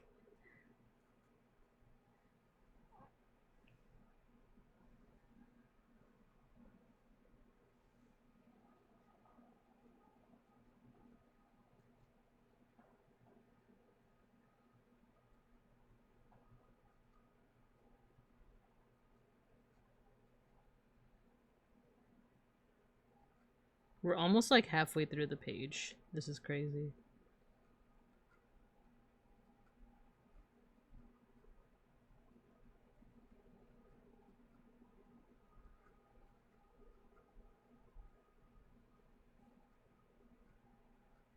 I think I'd like to do more art like this. The only thing is that, like, as you can see, it's a bit time consuming. But it is very satisfying once you like get through it, right? Because I'm gonna work next on like these areas right here, and then we're just gonna go down the middle.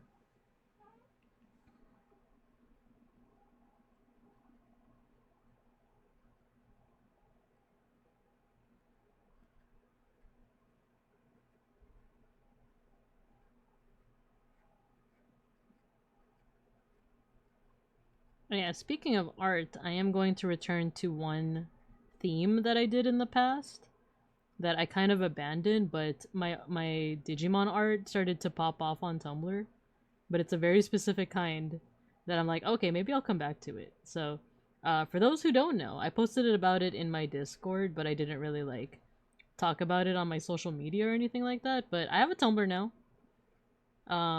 This is not my first rodeo with Tumblr, of course, but it's been nice. It's been nice to just like, you know, find myself back on Tumblr, seeing people having like full-on discussions about like my favorite fandoms and stuff like that, because I feel like you don't see that on Twitter anymore, at least not healthy discussions.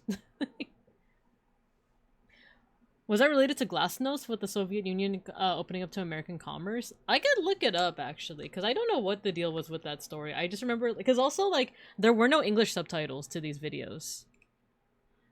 I was just going off of vibes, like when I watched these in like the 2010s. So I'm just gonna read off of the Wikipedia article about this Putin peace story. So, Russian era. The Soviet Union referenced in the series was a Marxist-Leninist communist state, including Russia and several bordering countries. That was begun following the overthrow of the Russian Empire in 1917. So very similar to, you know, our world, right? Following decades of an oppressive militaristic government that became antagonistic toward America in the Cold War, the Soviet Union collapsed in 1991. Vladimir Putin played a significant role by the early 21st century resides as president of Russia. So this is just giving background on stuff with like the Cold War, I guess. All right, so the next paragraph is about McDonald's. The McDonald's franchise was established during the Cold War era in 1976. After 14 years of intense negotiations with the head of the Communist Party, a new branch of the franchise opened on Moscow in 1990, shortly after the end of the Cold War. With more than 230 outlets across Russia, McDonald's by the 21st century controlled 2/3 of Russia's quick service restaurant market. So is this talking about like quite literally McDonald's, but also like, you know, the inching of like American influence in Soviet Russia? But also how Vladimir Putin also, like, you know, significantly holds a lot of, like, power in Russia. So this is the last paragraph of the Russian era.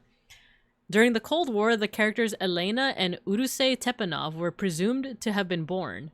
Irina, along with her dog and comrade, are presumed to have been born and grown up in the collapse of the Soviet Union.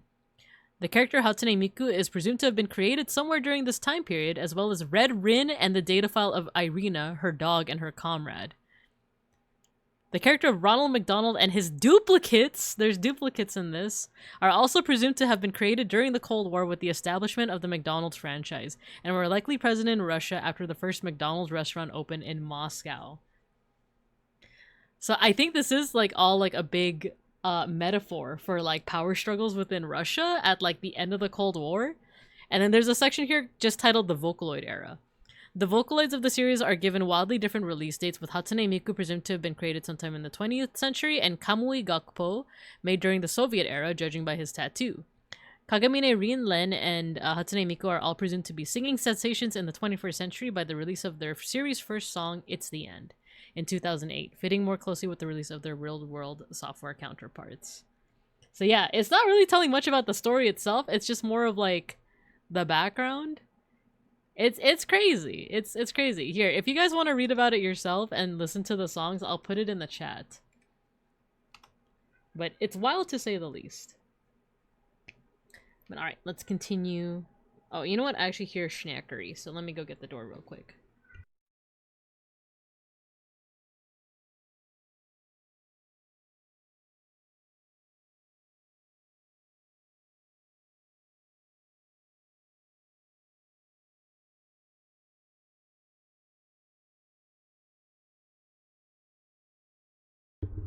Okay, we're back.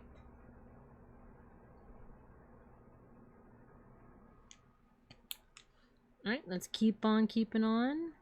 Yeah, I think we're gonna be done with the background soon. I think the only question is whether or not we want to do the outlines. So we'll see.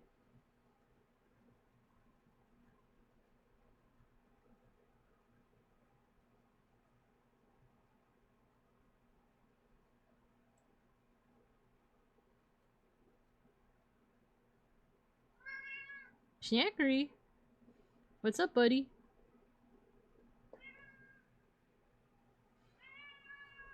Oh my god. So I think Beans was taking a nap and Snackery just like walked up to him and just like meowed in his ear. Just started yelling, demanding. You might even hear his demands right now.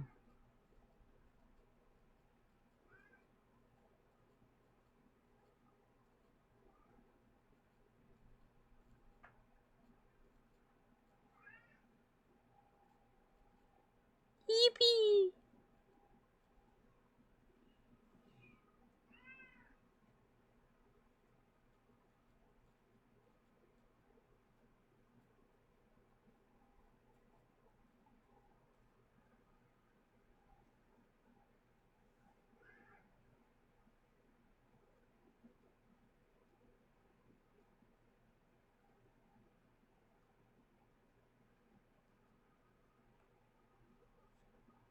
Oh my god, we're so close. I could see it. Every time I look up at the screen, or at the OBS screen, it's like, oh my gosh, we're getting so much closer to the end.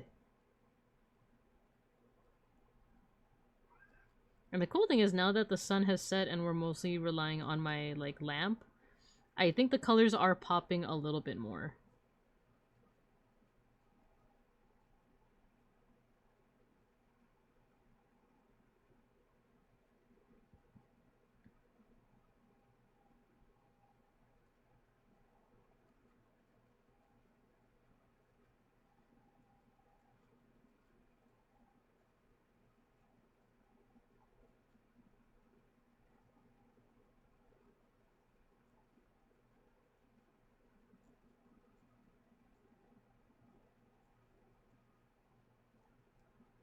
Ah, one more section left.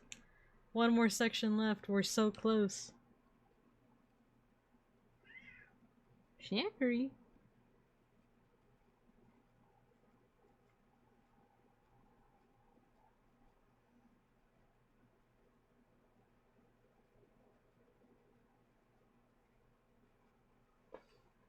Alright, look at that.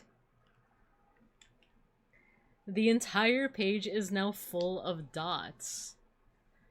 So once again, the question is, do we want to do the outline too? Yo, Anbalen, hello! Welcome to the class, thanks for joining us.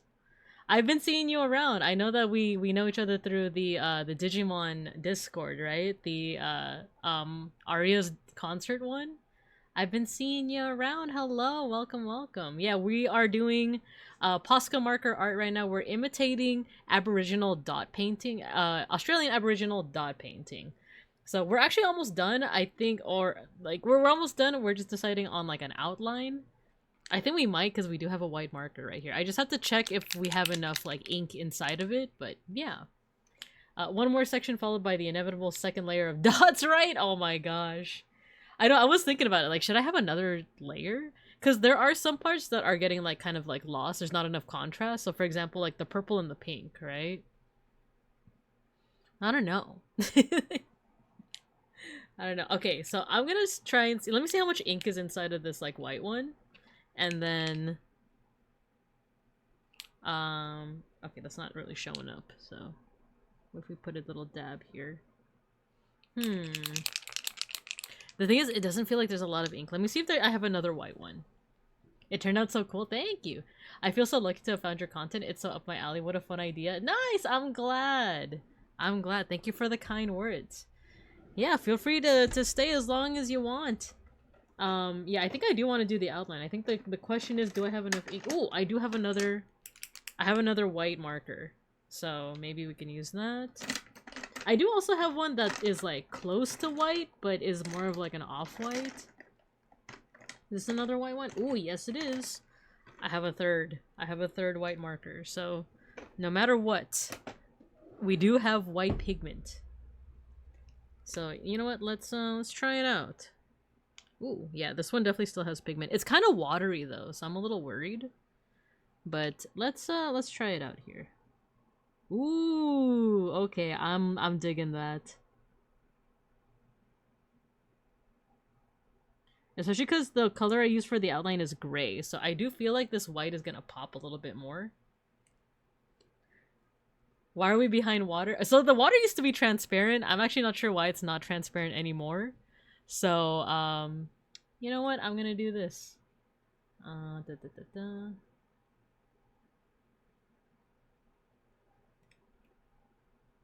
Oh, that's right. The reward is on cooldown. I'm just gonna... Here.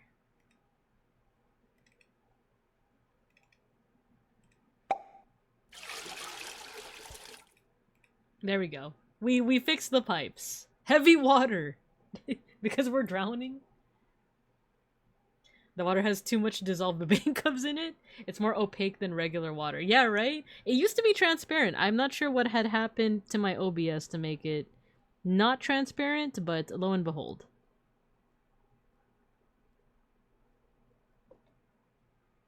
Alright, yeah, that white is definitely showing up. So let's just do this outline then, shall we? Hopefully it'll make things pop even more. You know, the contrast might be nice. So let's just see. Wait, there's a section that doesn't have any dots. It's the inside. Oopsie poopsie. Alright, we'll get that one done as well.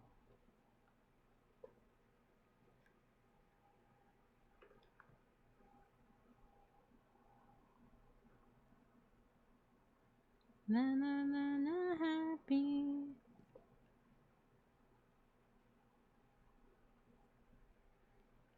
Okay, yeah, it's gonna bug me now that I didn't put any any color in here at all. We even said that, like, oh my gosh. Oh wait, I wonder if it should be blue instead. Because I was noticing that, like, this is the only instance of blue on here. So what if we put it here as well to kind of balance things out? Kind of feels like Kirapmon.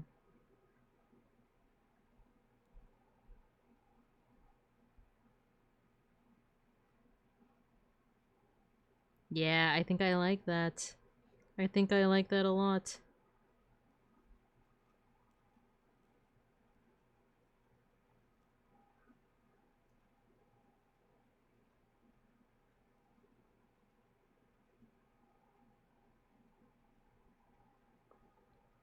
Nice.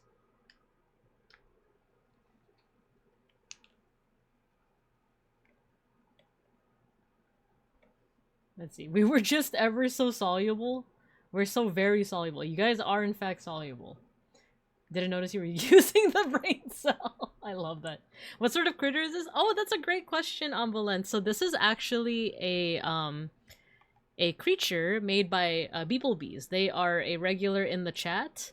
And she actually made the design for the bebenkubs, my mascot. If you look down there on the floor, that's you guys. You guys are the bebenkubs. And the design is actually by bebenkubs. I mean, sorry, by beeplebees. By beeplebees. So she also designed this cool critter over here called the Skelemouse, which I think is based off of the Manananggal, which is a Filipino folk creature that separates from its torso at night and eats babies. Joke is on her. We become a bebenkub hive mind hellbent on eating all the cars. No, we can share the brain cell. Yeah. Oh, thank you for shouting out beeplebees. We made beeplebees. I look like a Digimon. Yeah, that was totally intentional. Like the Digimon vibes were totally intentional with that. Well, actually, beeplebees was the one who made it, but I know that she's also into Digimon as well. A lot, actually. So yeah, I'm glad. I'm glad. I love that because right, you guys look like in training Digimon, and the Bebatters, you guys also look like fresh Digimon. All right, let's continue with the outline.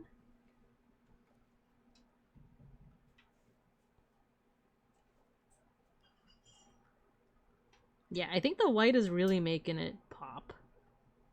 The only thing is, I think the dots I use for the heart are a little too small. But you know what? We keep on keeping on.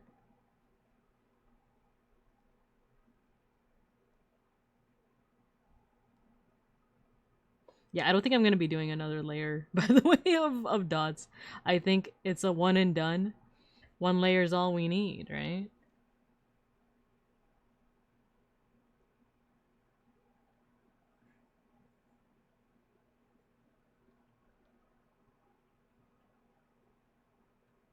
You know what this feels like? Like rosary beads, somehow.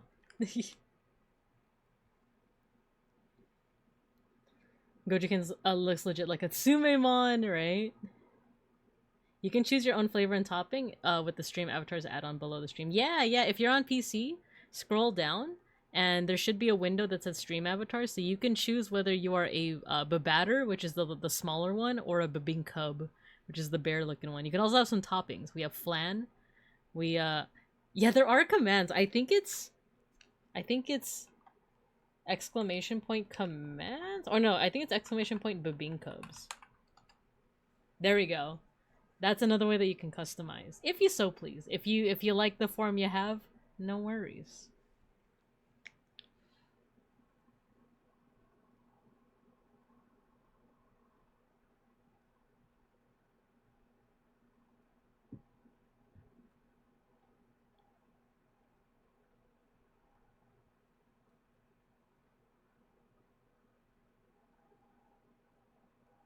There we go. Yeah, this feels kind of like rosary beads in a way.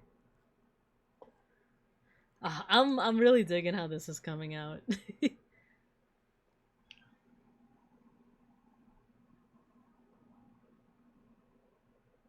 Oh yeah, I forgot to finish my train of thought from earlier. So I made a bunch of like medieval style Digimon like last year. I think I even posted them here and there on my social media.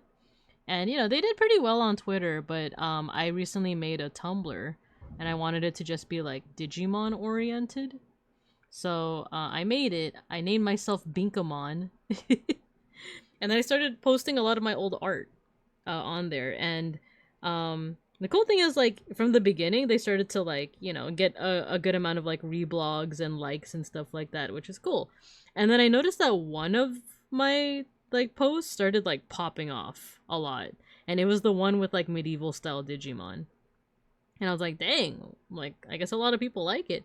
And then I later found out that someone had reposted my art to Reddit. And, like, typically I am kind of like, you know, I wish they asked permission first, but, like, in the end, it's still, like, pretty much a good thing that they did so. Which I guess I'll say this, if you guys ever like my art and want to, like, repost it somewhere, I would be down to allow it, but just ask me first. Just ask me first. But in the end, it was cool that they did that because a lot of they linked back to my Tumblr, and they sang me praises and stuff. So it was still very flattering. And yeah, I got a lot of eyes on it. It was pretty cool. But because of that, because it popped off, because like a lot of people ended up liking it, I might come back to that topic. I might come back to like doing medieval style Digimon. Because it is fun, because I get to do a little bit of research. So like, you know, two of my favorite things, art and research, coming together with your powers combined. Derpy art is born, you know?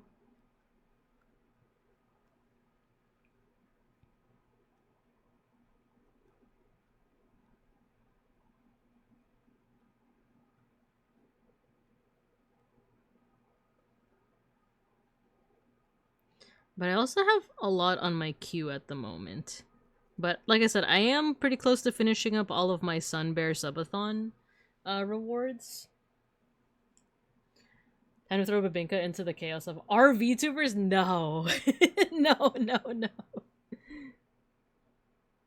Yeah, I don't know how I would feel about that. Though I think that's how Randon got his start too, right? Like before he mysteriously disappeared that one year. I think he promoted himself a lot on Reddit, if I recall. And he was able to build up like a decent like audience from that. And then he disappeared that one year, and then he came back.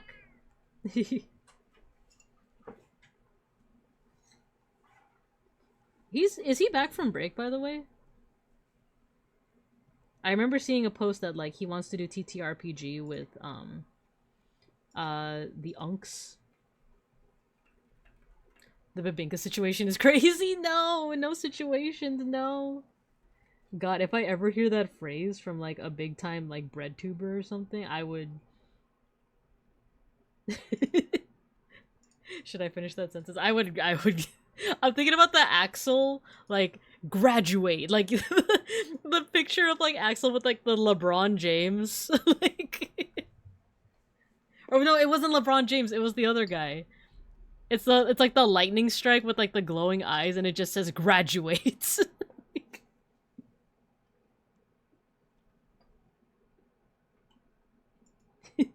Babinka Bear would graduate, but then a new bear VTuber would show up named Pink Pinka Bear, and she's just pink. But she really likes art history and ancient Egypt and Digimon and Hieronymus Bosch and Michael Jackson and Bruno Mars, and has a partner named Pinto. No, her partner's name is Frijoles.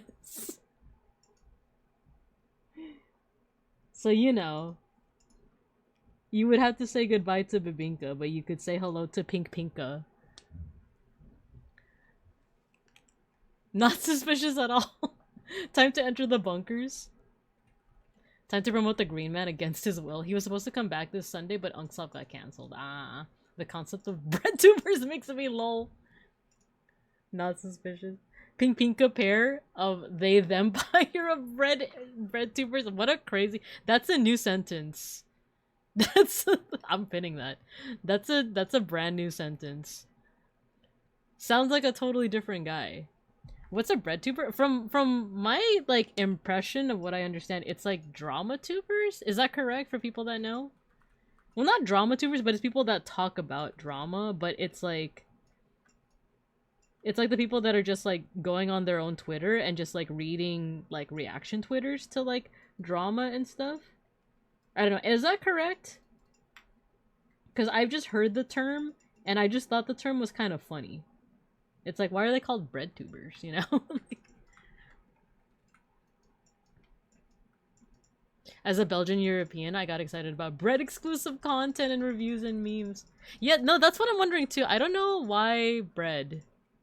I think it does warrant a Google search. Let me look it up. Cause I think we should we can reclaim the title of bread tuber. Bread tuber.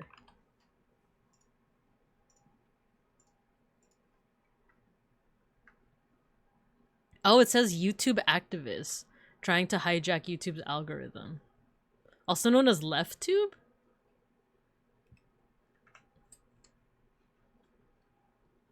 Maybe I don't know anything about bread tubers. Like, based off Peter Kropotkin, The Conquest of Bread. Dang, okay, you know quite a bit. Tell us more if you feel so inclined, because I just heard the term. I admittedly don't. Sometimes I just be saying things, as you guys know. Sometimes I just be saying things. So do tell.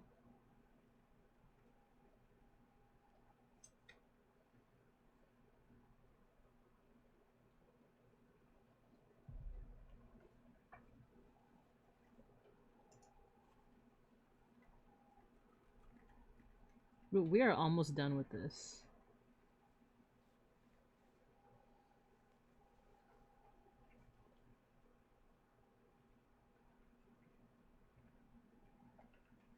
Nice. We're almost done. Like, we need like one more line. Oh, politically minded streamer. So do they have to be like left leaning, or is it like on either side of the spectrum? Teach us please. I feel out of depth with most tuber things. Yeah, like I feel like I don't know, I do feel like I'm in kind of my own little corner when it comes to like VTuber stuff, because I definitely like I tried to trend more towards like older VTubers, but recently more so like either ones that are education based, and most recently like Digimon based, like Aria, you know? Oh, we're done. We're done. I guess one last thing we could do is take off these clips and fill in the space there. That way the whole paper, oh, yep, that's what I was afraid of. It bounces. It bounces up. The problem is where you realize the people with most opinions about leftists is other leftists. That's so true. I love the meme of people being like, you know, the right is weak for getting pissed off at leftists, because you will never be more pissed off at leftists than you are if you are also a leftist. Which is funny because, like, I'm sorry, I'm gonna have to agree, like, as a leftist.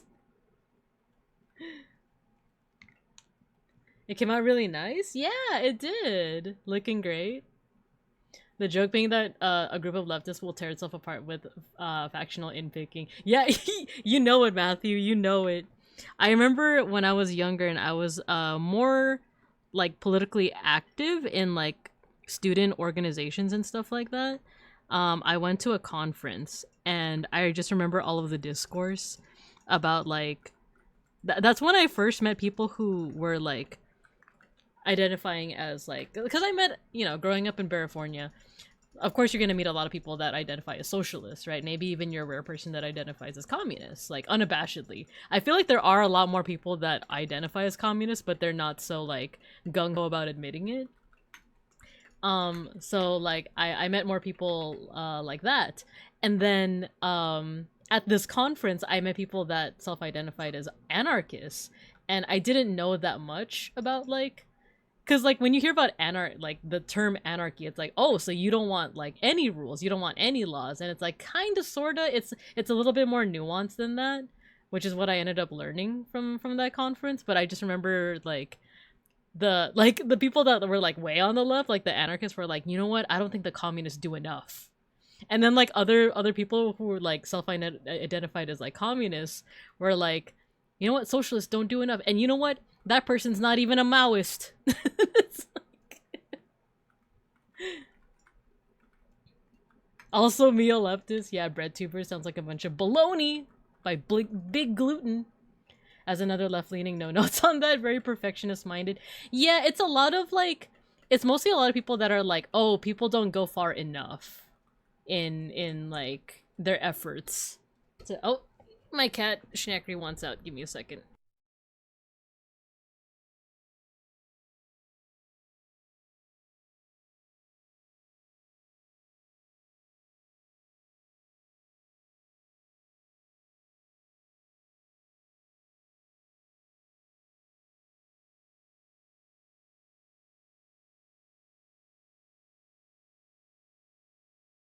Okay, yeah, Schnackery has left the premises. He's exploring. Were they anarcho-capitalists, basically libertarians? No, I think they were straight up like anarchists. Because all of the people at this conference were more left-leaning. Because it like a lot of what was connecting us was socialist student organizations, or an anarch. I think they might have been anarcho-communists. Then you get the tankies who believe Stalin and Mao did nothing wrong. Yeah, yeah. Like, I encountered those folks too.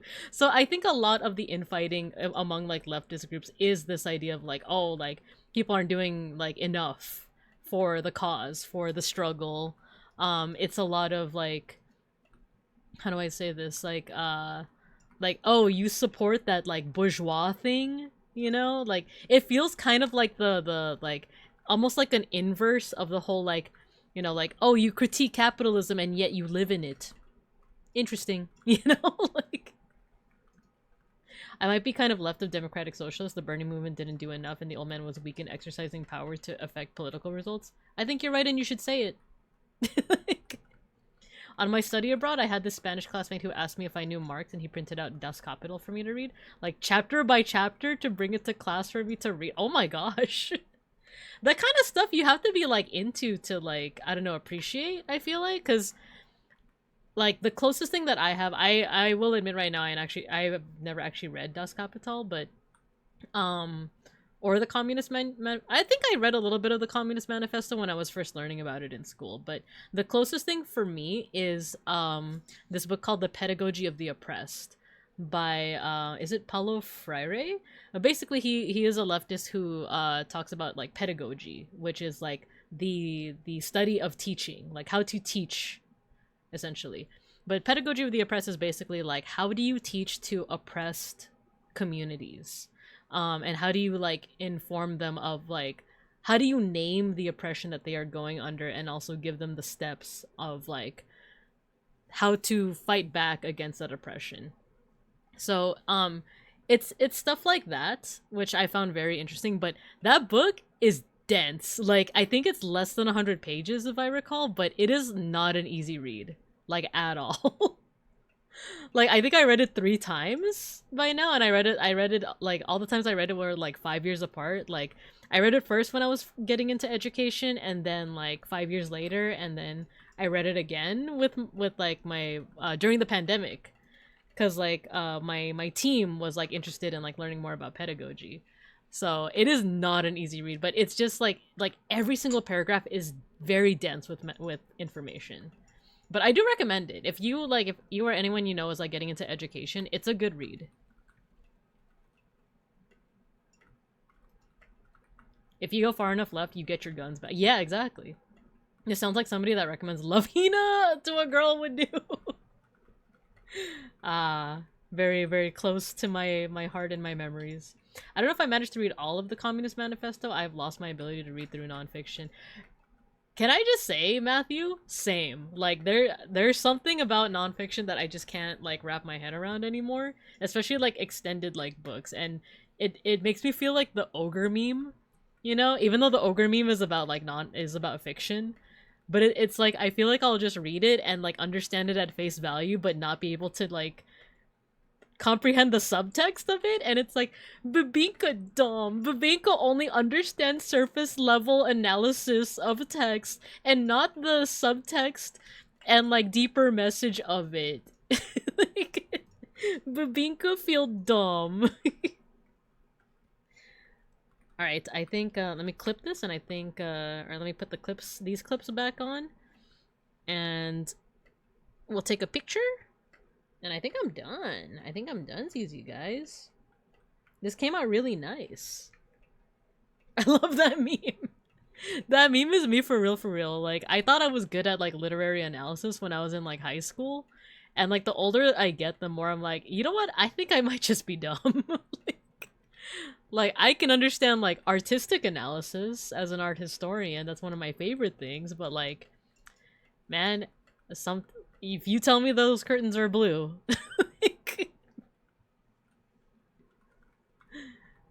Alright, let me make sure that there are no incoming raids. Let me go ahead and pause those. Let me go ahead and catch up on chat. Why did I stop the music? And then we'll end off. We do have an end of stream tradition for any new students that would want to join in on that, but let me catch up first. I was indeed in Japan, so I guess I pulled the lottery on that one, but also I heard him out a lot, so it might have been my bad.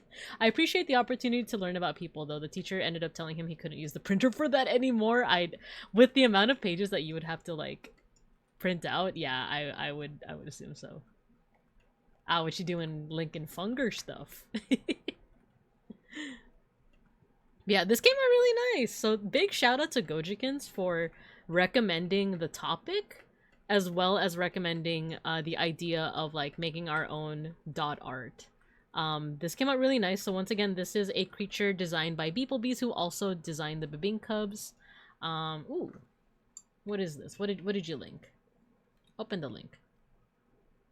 Oh my gosh! Wait.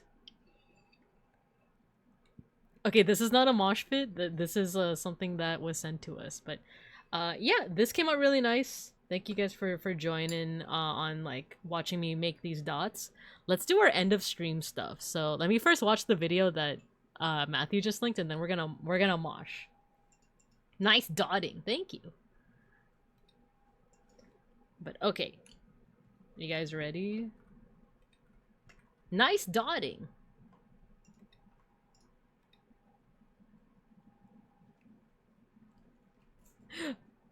No, poor guy. No, I appreciate your analysis.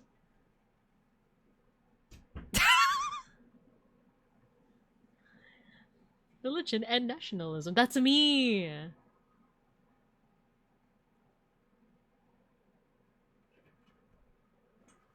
It's me. It's just like me for real, for real.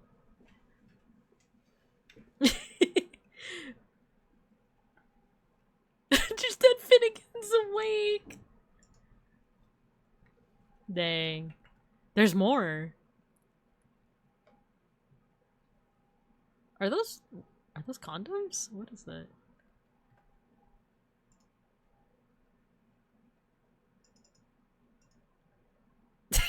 Well, oh, it's cards. Is this not Finnegan's awake, bruh? Watch out! Hey, listen.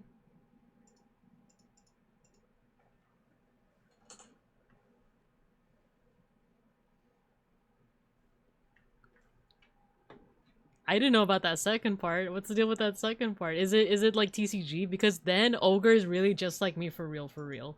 Because that's me with like Digimon TCG, where it's like combos. Like, thinking, how come my combo didn't work? Is it because my opponent was able to think ahead and counter my combo? I'm confused. I am confusion. But alright guys, let's go ahead and call it here. So we do have an end of stream tradition for the new students here. It's our end of stream mosh pit.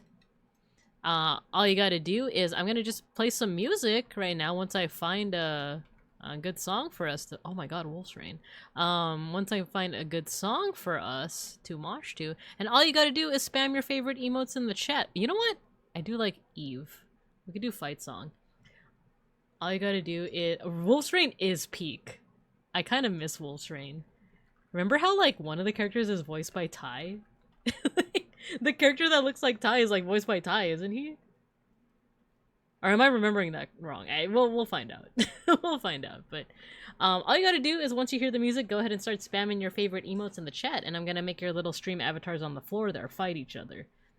There's no correlation between who wins the mosh pit and how many emotes you spam. It's RNG, and it's not rigged. And if you die in the mosh, you die IRL. Don't say that. No, no, no. No, no, no. Alright, once you hear the music, get to moshing. No, he's just kidding. Pexco's just kidding. Ah, open up the pit. It's my first day. It's okay, no one's gonna die. It's just good old fun. It's just a mosh pit. Now open up the pit.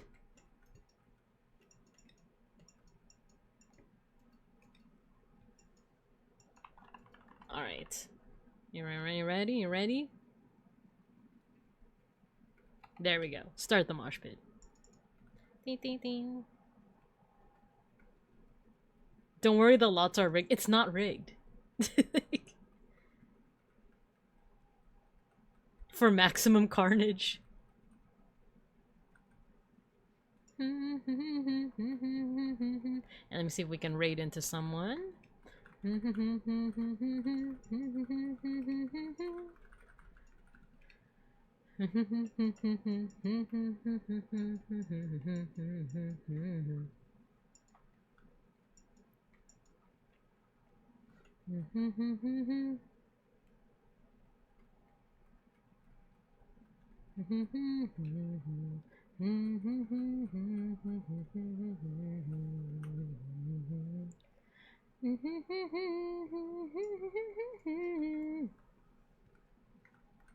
Yo, Fugubi won the mosh pit. See, it's not rigged. I'm telling you guys, it's not rigged. But guess what? We have enough time for another round. So if you lost, it's okay. We got round 2.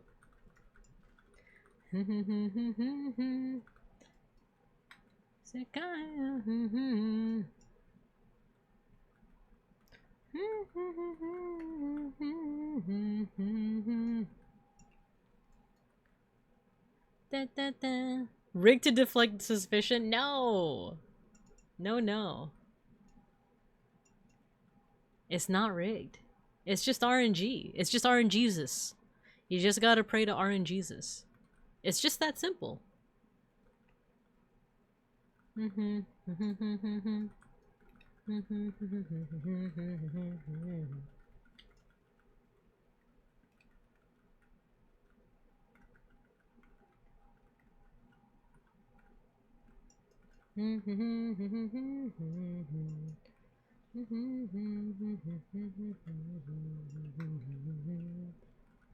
It's Matthew versus Anba. Who's gonna get it?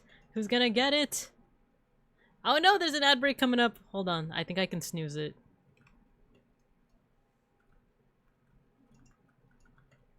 Snooze. There we go. We're good.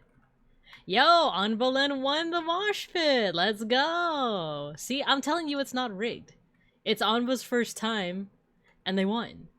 I keep telling you guys. We still have enough time for a third round, too. Let's make it happen. You survived! You did. Beginner's rig. It's not rigged. You guys are so silly. I mean, luck.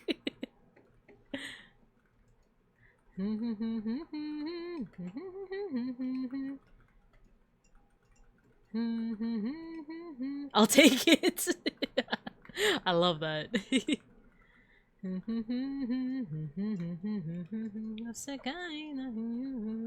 If Babinka wins, it's rigged. Oh, what if it's RNG? What if I'm just good? You know what? I already lost. I already lost.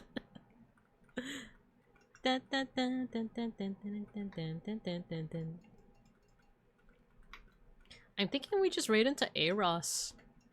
Let's just raid into Aros. And Matthew wins. And it's not rigged. Just because a mod wins doesn't mean it's rigged. It's RNG, I'm telling you guys. Them's the rules? Oh my gosh. You survived the mosh pit. There we go. 3 different rounds with 3 different winners. It's not rigged. It's not rigged. Congrats, Matthew. I have perished. And it's okay. It's okay, because I'm going to take you guys home right now. We're going to go ahead and raid into Aros. It was a lot of fun. This is a lot of fun. The dot art is really fun. I'm going to take a picture. I'll post it on the social medias. But thanks for tuning in, you guys. Tune in tomorrow. I didn't decide if I should stream my POV for the collab. But tune in tomorrow. There is a collab. Me, Gojikins, Uttermost Ghost, and Mauser are all going to be playing Far Far West. And that's going to be happening tomorrow morning, 11 a.m. PST. So I'll see. Oh, no. 12 noon. 12 noon PST. So I'll see you guys then. Thank you for the lovely stream. Thank you. Should I send you my Warhammer models for Wargaming Week? Yes, please. Yes, please. I'd be down for that. Thank you for the stream. This was so chill. Love the dot art idea too. Hope to be able to catch it. Yeah. Thanks for stopping by, Anba. I appreciate you.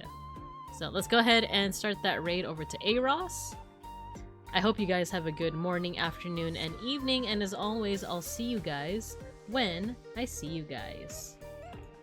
Bye-bye. Thanks for tuning in. We raid.